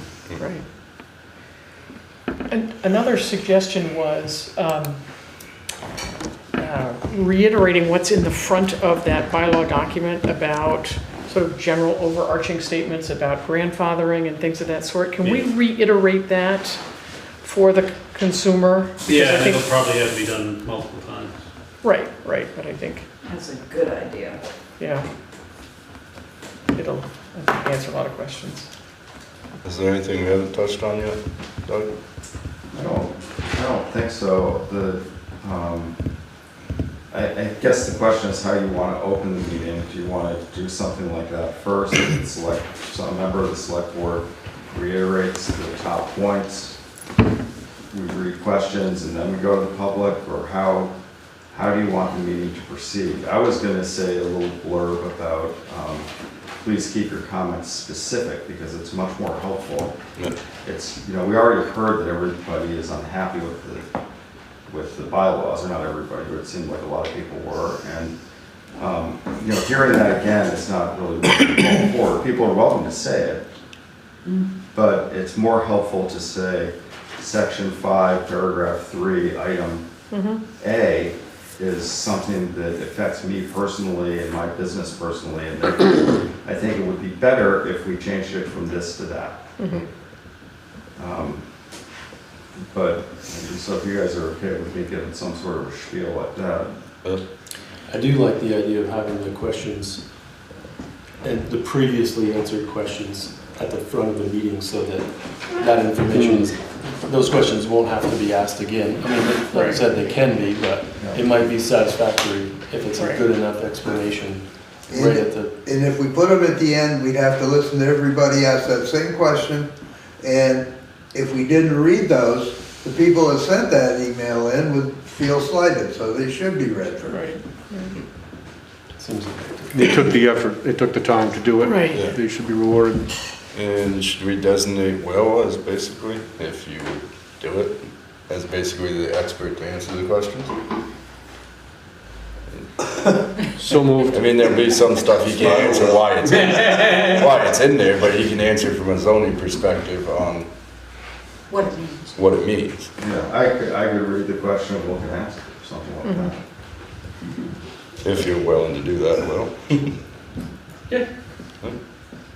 Can we also outline, just as Shane has shared with us before, sort of the process that's involved with, you have a hearing, you gather information, if you make this percent of changes or significant changes, it means you go in this direction. If you make no substantial, I think we need to lay that out so that people understand what the outcome is of whatever we accomplish on that date, the 17th or whatever it is.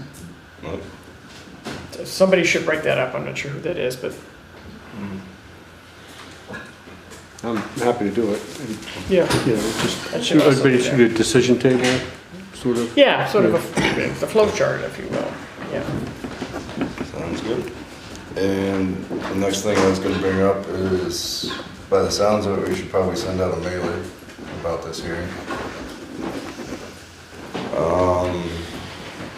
Would that be just like a postcard? I think we could just do a postcard. Could we do like a postcard with a QR code to say these are the rules to the meeting? I think that's an excellent idea, so people aren't blindsided. Yeah. First of all, Yeah.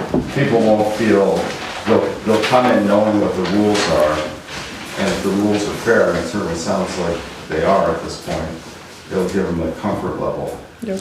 Maybe just on the town's website, or it's on the homepage, we could have the rules there, and maybe the Well, QR because could. The QR can go to that. Yeah, Leads us to that's what I that. was thinking, yeah, Yeah. just the QR link that brings you straight to the website and says, here's the rules. Does it make sense to mention the special town meeting vote on the same mailing? Or, I mean, they're separate issues, obviously, but it could be a way to communicate. We both thought of about those. sending the warning to everybody, all voters, Okay, so that's taken care as a of separate separately. mailing. Okay. Well, Instead of actually, posting it in the I newspaper. would separate that. that's Well, on I think we, next. Well, A is the next item, but. yeah, we'll talk about it for now. Okay. Are we gonna have this meeting at the town hall? Yes. The hearing, yes. So, yeah, that has to be made clear, because people will be coming here, going there. It already is posted and it says. Yeah, and it's 5 o'clock, right? If I remember correctly. what time. Yes, I think 5 it's o'clock at the town. 5 o'clock. I had a thought after the last meeting when people said they couldn't get to the post office, they don't pick their mail up there, they can't find where to go to these meetings, and when they are there. And if you think back when we used to have a movie theater, and you called them up and they said, Tuesday through Thursday, we're now playing. You know, so we could have a designated line for these important meetings and for our bi-monthly select board meetings. You could call a phone number and have it read to you. Everybody has a telephone. So that takes a whole lot of excuses why you couldn't find out a way. Does our phone system, can you do it with our phone system? If you want to listen to me, yeah. We'd love to. I mean, I think it's a great idea. I mean, yeah, I could put it in the Back to the menu of. basics. yeah, it's very basic. I have to figure out how to do it. I haven't. Just setting up a voice recording, like an Yeah, out-of-office recording. but. Yeah, it doesn't even but have to then- ring in the office. But then But what you also meetings do realize you this- do? Also will take like probably a couple hours a week out of somebody else's job that they're already doing. It's not like it's, If you're constantly updating it, it is more of a Yes, project. yeah. And once we Well, start we're doing it, constantly updating it now because of this. but once we start doing it for one agenda, people are gonna ask for all agendas, and then yeah, it's gonna be a whole position. yeah. Well, it It's could be like a sending mailers out recording for- that refers you to the location where the information is. Yeah. I mean, Well, I could do that tomorrow. Yeah, it's like a mailer. they could just But- call the town clerk's office. But if you and talk want to listen to my already Long. You do a lovely 6-minute job message. on that. and get to that, yeah. You know, If if it it does was, say, have our website listed, if it was just our select board meetings, you don't have to change it twice a month. Yeah, but it's not only gonna be the select board meetings, I'm sure people are gonna ask for other meetings. yeah. We have a lot, It's like a mailer too. yeah. Well, We but could there's send out a nobody to mailer. ask. We could send out a mailer every meeting. One, it's gonna cost taxpayers money. Oh. Two, it's probably gonna require another person to do all this mailing. So it's a hard thing to figure out how to do right. Let's work on that. Well, there would be there's nobody there to answer a question, it's just a recording. You know, they don't get, Should we But give them your number? They'll just push my extension. I don't answer the me, phone so- either. I think that's a That's a conversation bigger, for, that's a bigger that conversation. requires more thought and further Sorry to make you conversation. tired. Can you explain to me exactly what the process will be once comments, questions, complaints are made to the select board? Will you be at that meeting making changes to the bylaws? Will you be So- sending them back to the planning commission with recommendations? How does that work? So our options are, if we make changes, and the changes will most likely be substantial, we would have to warn another meeting with at least 15 days and then hold another meeting. And then if we still need to do it, that process could just keep going. Hearings. More hearings, yeah. The other is you could just vote on it. And if it is voted down, then it would go back to the planning commission then. By the select board? Yeah, if the select board voted the bylaws down, it would go back to the planning commission. And is your question, is that vote happening at the hearing? Well, not necessarily, but yeah, it just wasn't clear. You know, we have all these people here, and there's gonna be questions, which are pretty straightforward, either yes, no, 20 feet, 30 feet. But there's gonna be complaints, and there's gonna be requests for changes to zoning, which cannot be answered yes or no by someone from the DRB or the planning commission, or will, that the select board will have to discuss, debate, whatever, and make a decision, I assume. Yeah, I'm the not sure. amendment process could be a long one, because we'll have to come up with the amendments, and we'll have to warn another public hearing, and that takes at least 15 days. And then if there is still further, I don't think it's a one night yeah, revamp. if there's still further changes being requested, then we gotta go all through the whole process again and again until we arrive at something that most of the public will be happy with. I say most because not everyone's gonna be happy with it, no matter what happens. And that's also true if it goes back to the planning commission. They're gonna have to do hearings and everything. Yeah, they're gonna have to start their process over again. I think correct me if I'm wrong, but it's fair to say that the hearing process, the first hearing especially, is going backwards through what's already been gone through. So there probably won't be a lot of forward motion other than getting all the information to be able to All the make questions changes. and changes requested, basically. Right. Yeah. So we'll adjourn after that hearing on the 17th. We will ask what happens then. Do we ask Will to make changes? We can ask Will to make changes, we can have a vote on the bylaws and vote them down or vote them up. No, when do we vote on them? When would you say we were voting on them? It We're gonna depends. conclude the hearing. It depends if we want to go on the route of amendment through the select board or if we want to send it back to the planning commission. Do we make the decision at that meeting on the 17th to do that, or do we go back and? No, I'd You- say you you make a can. decision on 17. You don't have We don't to. have to, but But- I would say we should. But I mean, if there's a series of 10 changes that the select board wants to see happen, that might not be a heavy lift. Just make those series of changes at a regular meeting, a subsequent meeting, and then if you all agree to them, schedule a new public hearing to Right. go over them. Right. Say, yeah, we adopt these as changes to the zoning bylaw and therefore have a public hearing.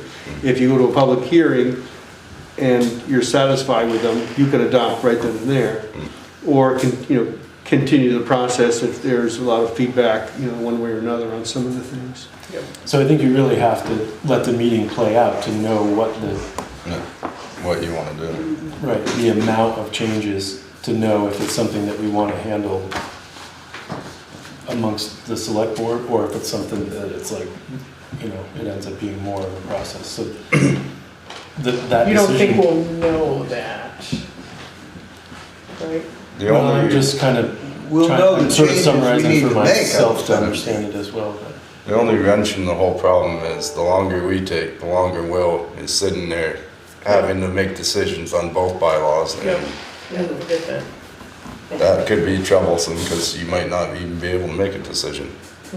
So I know that Will's been asked to go through the bylaw and highlight certain things.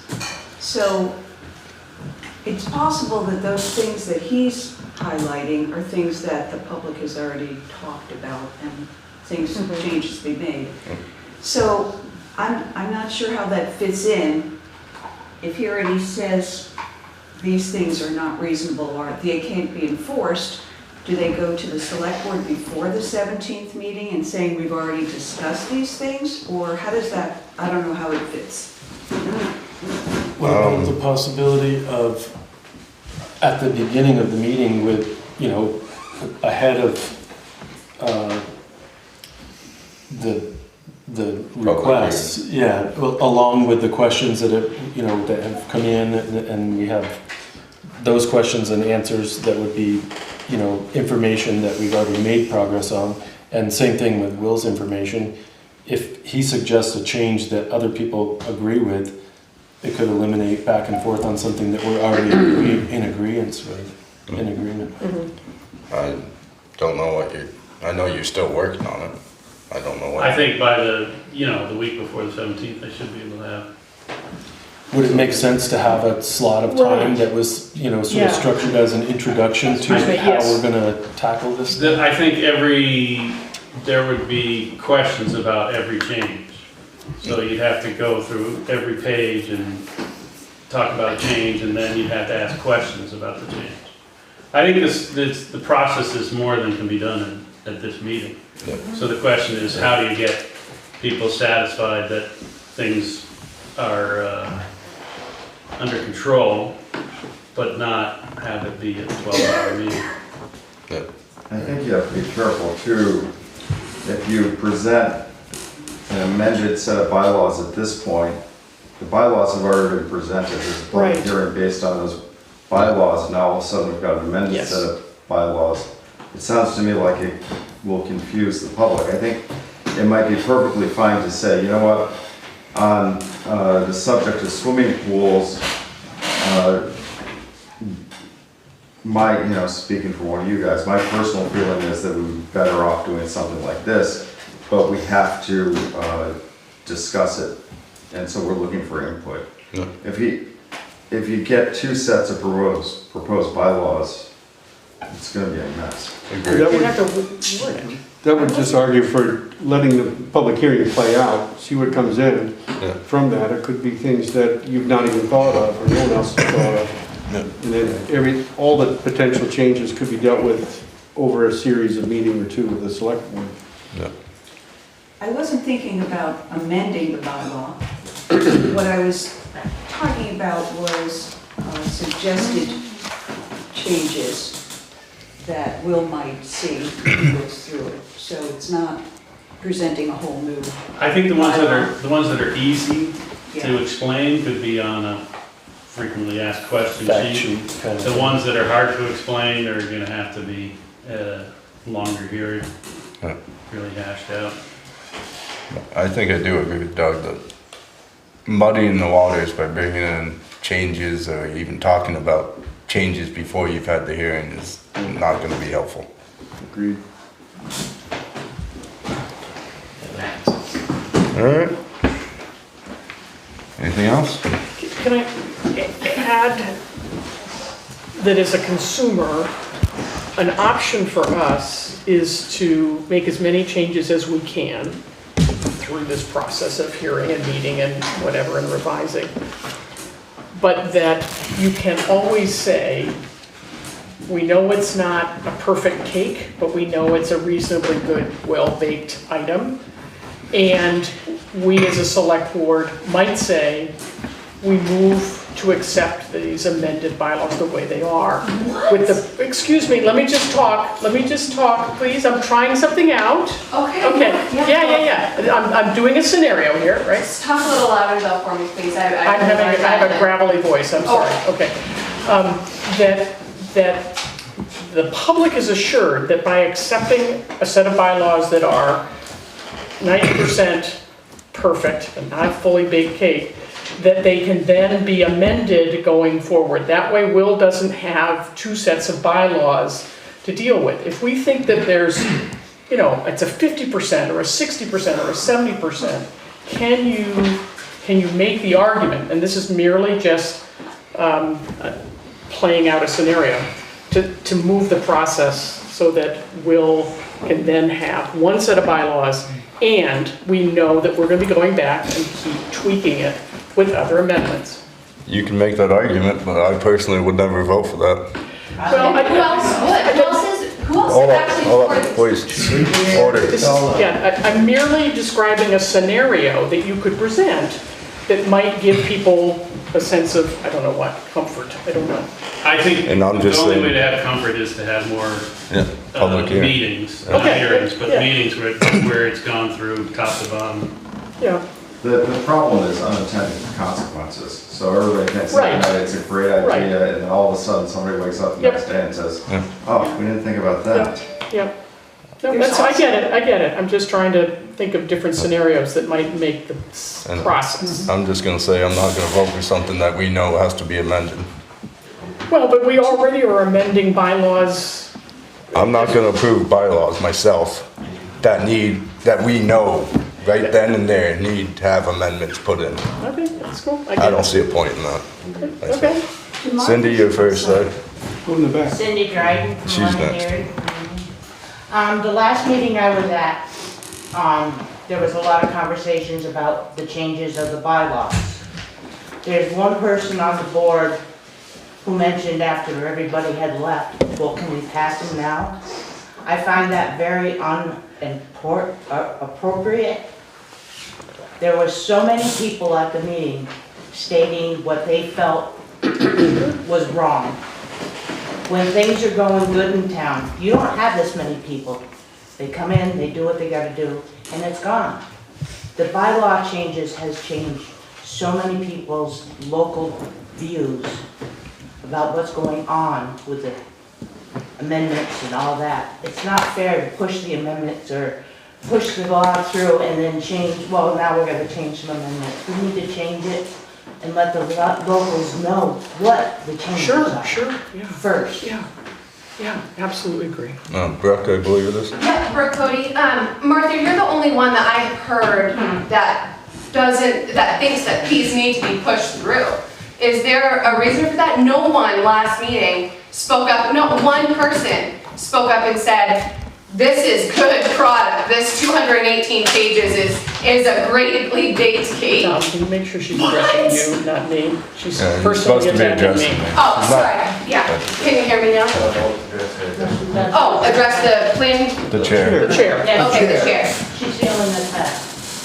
Don't feel attacked, you're the one that was saying it. I'm just saying no one else spoke up and said that it was an issue and it should be passed immediately. So where is this coming from other than the one person I hear it from? I guess I don't know how to not directly speak to someone I directly speak to people, so this is just mind-blowing to me. Where else is it coming from? Do you guys have other emails from people saying thank you for this 200-page document and that it's good? Does anyone up there have an email from someone?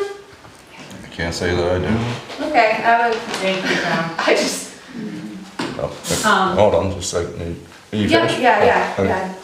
Patty Eisenhower, I represent the Housing Commission, Thank you, Brooke. and I'm also a resident. I think what also needs to be addressed is that the existing bylaws are woefully outdated, and there's also some unintended consequences of having the existing bylaws still in place.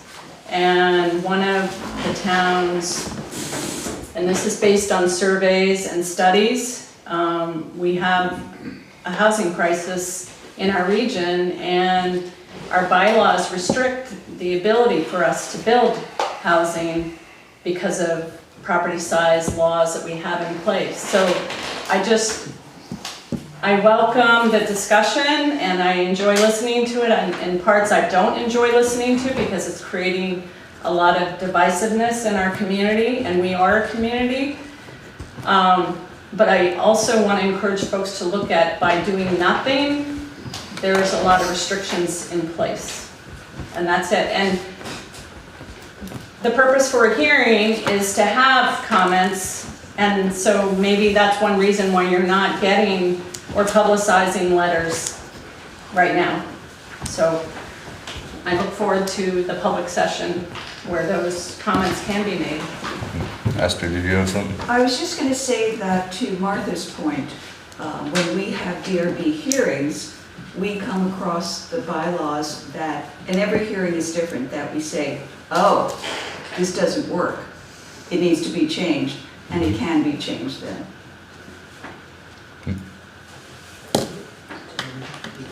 You have another comment? No, I'll hold it for now. All right. Any further comments? Seeing none? I just did want to mention that in the zoning bylaws that's put together, there are some pieces that aren't as good, this question, but there's a lot of really good zoning bylaw work that's been put in over the years, and there's some things that really work, and they're up to date and they make sense. And as Patty mentions, there are things in the existing zoning bylaw that just don't make sense. So there are some good things in there. I would not throw out the baby with the bathwater. But clearly there are things that need to change, no question. What's one thing that you would like to see? Yeah, can you emphasize on that? I'm not prepared right now, but I've spent a lot of time when I was the zoning administrator working on this, the early stages. There are things that have kept all the way through. There's some pretty good stuff in there. Is it within the new stuff or the old stuff that you're referring to? The new zoning bylaw, there's some really good work that was done in there. Not every piece is garbage. You know. All right. So are we gonna touch on that at the hearing then? And like highlight what is good? Because I Okay. think that might be a harder task. That's up to someone's opinion, what's good in this thing. Right, I think we should at least like say like if anyone is for these bylaws, they should come and speak. So we have like not just everyone saying no, no, no. If there are people that think that this is good stuff, then they should speak or write an email. Yep. Yeah. All right. I think it's time to move on if there's no further questions from the board. Just one quick thing, just to that point, I think it is important to have the facts about things, whether things are being changed because of state statute or the reasoning behind what makes changes necessary. And, you know, that clarity on that, I think, helps people understand why something is in there. And if there's something that can be changed, I don't think there's any resistance to things that we can easily change to represent what people want. Can I ask one simple question? When was the last bylaw written? 2009, I believe it was. Was there this much change in the people coming in as there is now, or were they more accepting of those rules? I don't know if I think there was really minor changes at that time. There were some other minor changes in 2020. Since I've been on the board, there's only been minor amendments. I can't speak to anything in 2009, no, myself. All right, thank you. We'll move on to 10B, discuss and approve special town meeting warning, 17 VSA 2641-2644, and 24 VSA 962. So as everybody is aware, we voted last meeting to hold a special election to let the people elect their new select board member.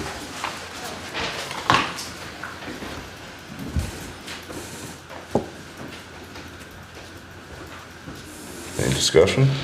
Will there be, I know during regular elections, there's like a candidate night or something like that. Is this going to warrant having any notification of who might be throwing their hat in the ring? The way town meeting works, there is no, you don't have to. There's no requirement for anyone to say. Not Nominated from the floor. Yeah. Right. I mean, we could have a candidates night, but historically, the only people who really showed up to candidates night were people on boards and committees and, we didn't get a huge public appearance. At least not lately. I don't know if there was ones before I was on the board that did. The one, if it's a special public meeting, we're having an election, I think the rule still applies that says people can introduce themselves, but they can't politic. So they can say, I'm so-and-so from Londonderry, I live on such and such a road, I've been, in the town since whenever. They can say stuff like that, but they can't stand up and say, I'm for this, this, that, and this, and you know, that's not allowed. No campaigning. No campaigning. People are welcome to campaign before the meeting though, if they want. Yeah. Absolutely. Not during the meeting. Not during the meeting. So if we do have multiple candidates, they can be, you know, asked to just introduce themselves, or see if they want to introduce themselves. But it can't really go much further than that. So you're not going to get to know anybody. Yeah.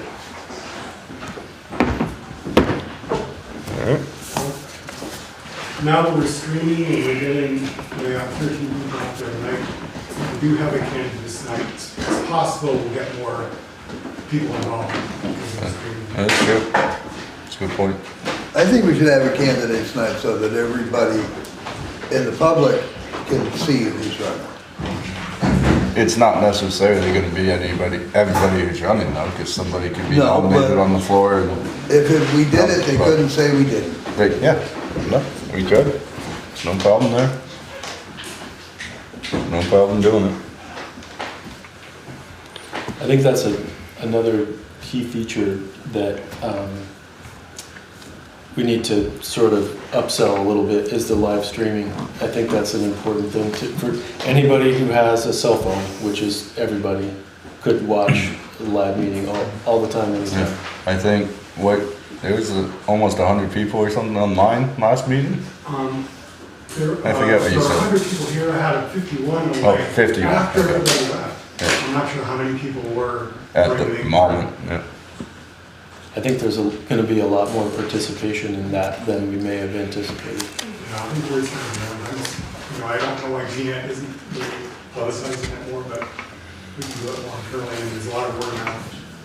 It could be a thing that we include in any other notifications or, you know, just a statement on the website saying. The first year was pretty rocky, but I think we've got it pretty much down. I think we have a link to GNET We do. on the website.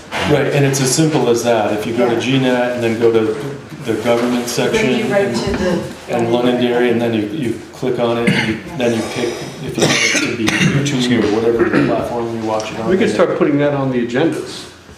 Yep. Because we post a Right, PDF that's a of good the point. agenda, there could be a link right in it. It's a good idea. I think that's a great idea. That's probably link going to change reach each meeting? the most people the easiest. No, it's the same link. Oh, good.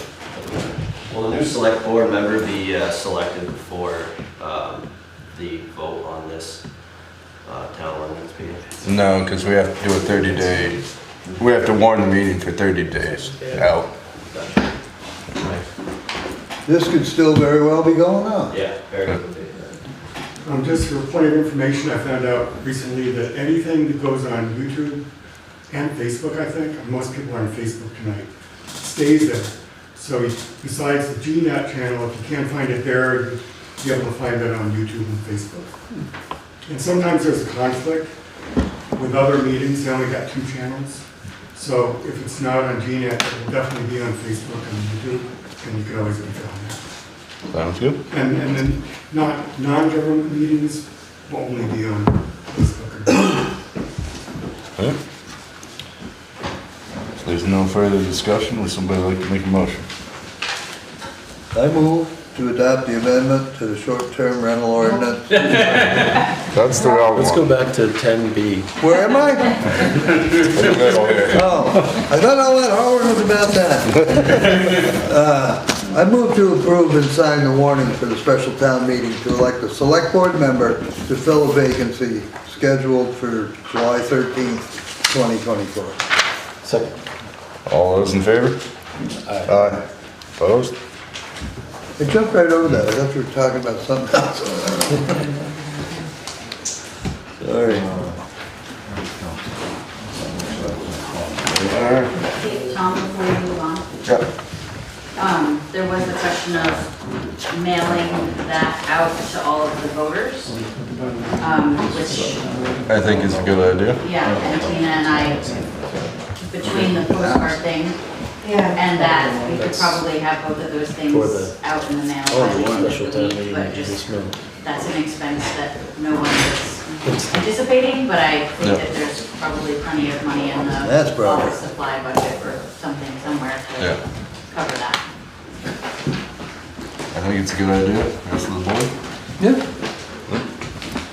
it'll go in the newspaper as well, Yeah. and posted in all the normal places. Shane, you already approved these minutes, right, for the special, or the bond vote, basically, for town meeting? Yeah, you approved them last week. That's what I thought, you just need to sign. Yeah, just need to. All right, moving on to item 11, new business. 11A, consider amendment to the ordinance to regulate the operation of short-term rentals. This is back on because we did not get it in the paper early enough. Right, yeah, you have to have it in the paper within 14 days, and because I was away, I was unable to get it done. So we lose 2 weeks. It comes down to. So we just got to do it over. Anyone care to make that motion? I move to adopt the amendment to the short-term rental ordinance that provides for 1, under Article 4G, replace the reference to subsection D with a reference to subsection F, and 2, under Article 4H, replace the references to subsections D and E with references to subsections F and G respectively. Such amendment to take effect after 60 days unless a petition is filed as provided for under 24 VSA 1973 review. We have a second. What is the amendment? It's merely changing the section numbers. We referenced the wrong subsection. in Yeah, one so spot. it had this domino effect. Thank you. That would sound like a Still need a second. Just a Yeah, it kind of was. clarification. Do we have a second? Yes. Martha did. All those in favor? Aye. Aye. Thank you. 11B, septic field project. Consider annual PFAS groundwater sampling. This is required by the state, so we don't really have much say in this. Yeah, we did Yeah, this last week. we tend to use this, we've been using the same consultant, Wade Heindel.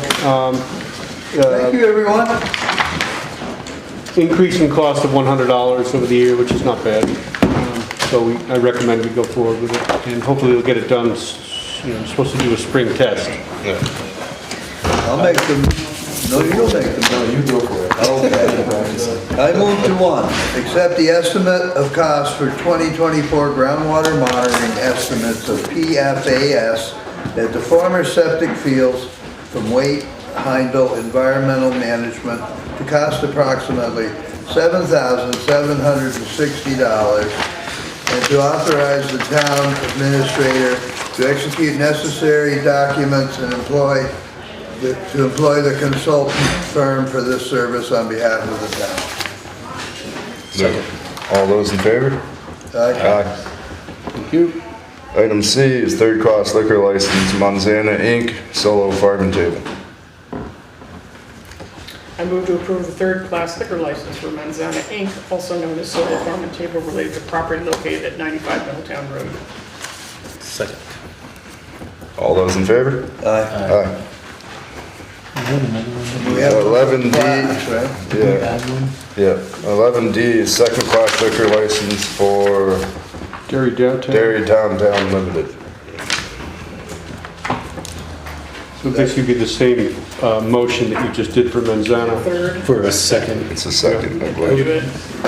I move to approve a second-class liquor license for Dairy Downtown Limited, also known as Garden. The Garden. Yeah, the garden. The Garden, related to property located at, Should be in the piece of paper. 2116 Right. North Main Street. Yep. Londonderry, Vermont. Second. All those in favor? Aye. Aye. Can I ask a question? What is a second class and what is your class liquor license? Which means Oh, the experts. Obviously. The experts just left. One has to do with liquor, and one's just beer and wine, and one might have, because there's first class too, which is sales. It's like sales, consumption on premises, and liquor, I think. And then it's the difference between. The experts are gone, and I couldn't tell you which one's which. Kelly's got it down, she knows. Yeah. Yeah, Kelly can, if you want to give her a call, she can She can tell me. tell you what everything is there. Accurately. I cannot do that I was myself. just curious, you know. Alright, and now we are on to 11E, executive session, the appointment or employment or evaluation of a public officer or employee for 1 VSA 313A3. Thank you, Doug. Thank you, guys. Thank you and have a good night. You too. Who are we inviting? Yes. Invite anybody, huh? Been shame. What's that? Was there a vote? Not Move yet. into We got a motion coming. It would be me and Wendy Levy. I move to enter executive session to consider the appointment, employment, or evaluation of a town employee pursuant to Title I VSA Section 313A3 and invite Wendy Levy and Shane O'Keefe. I said that right? You did. Levy. To attend the executive session. Do we have a second? Second. All those in favor? Aye. Aye. If you excuse me, I drink too much water. You're getting old.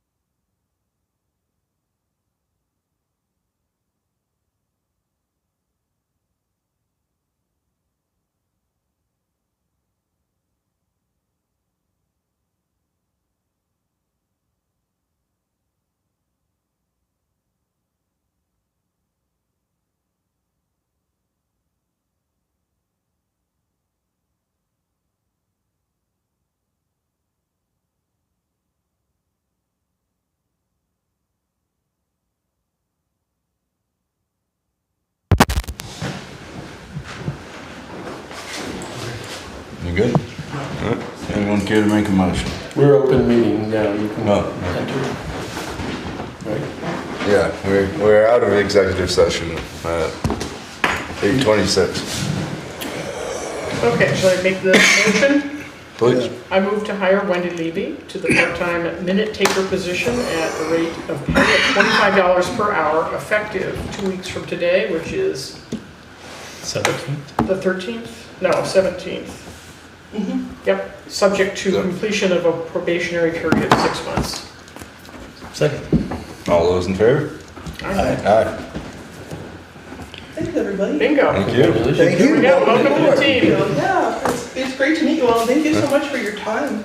Sure, I'll send you an email with particulars. Okay. Yep. All right, I'm gonna head back to Bell's Falls. I'm gonna actually. Oh, wait. Either way is fine. Good night, everyone. Good night. Good night. Safe travel. Thank you, thank you. Also, I'll be sending you the link to these meetings, so. Oh, perfect. Thank you so much. What's your name? Bruce. Bruce. And Gina. Yeah, nice to meet you. Thank you. I'll get you her email. And I'm Gotta kick the bottom. there we go. Tricky. I know Steve would like to say something. I don't know if Jimmy would, if the board will allow it. So I basically wanted to formally let the board know that it's been requested by several people in town that I would consider accepting a nomination to the select board to fill the vacancy. So I'm letting you know that now. And if there's any paperwork I need to do, I'm happy to fill it out. I guess I would see Tina for that. There's no, since it's a floor vote, there's no paperwork. Okay. you need to Yeah, fill. just to let you know, we did get 2 other applications in, but again, they're moved at this point now that there's gonna be a vote. One is right here. Okay. Sorry, I'm James. Cool. So, What's your name? James Amadon, Hi. Jr. Nice to meet you. Sorry, gotta differentiate from my father and I have the same name. So, same as Steve, I've been nominated by numerous people around town, and I've let them know that I'm accepting the nomination, and just came to get a bit more of a feeling and just to learn more, and I will be at that July 13th hearing, or meeting, excuse me. Cool. That's good. Thank you. Thank you both. Thank you both. Good luck to both of you. Thank you, fellas. Can you share those with me? Even though- Alright, moving on to 11F, executive session, negotiation or securing of real estate purchase or lease options per 1 VSA 313A2. Well, figure. Are we just inviting you to this, Shane? Yeah, I guess so. I move to enter executive session to discuss negotiating or securing of real estate purchase or lease options pursuant to Title I VSA Section 313A2 and invite Shane O'Keefe to attend the executive session. All those in favor? Aye. Aye. I gotta run to my truck and grab something quick. Yep.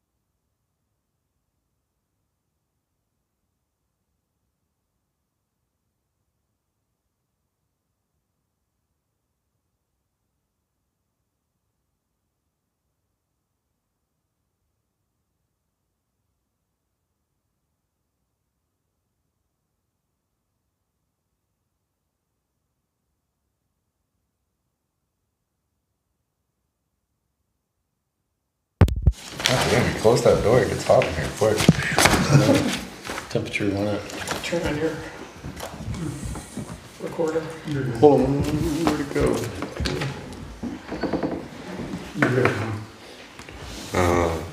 We said, motion you wrote up.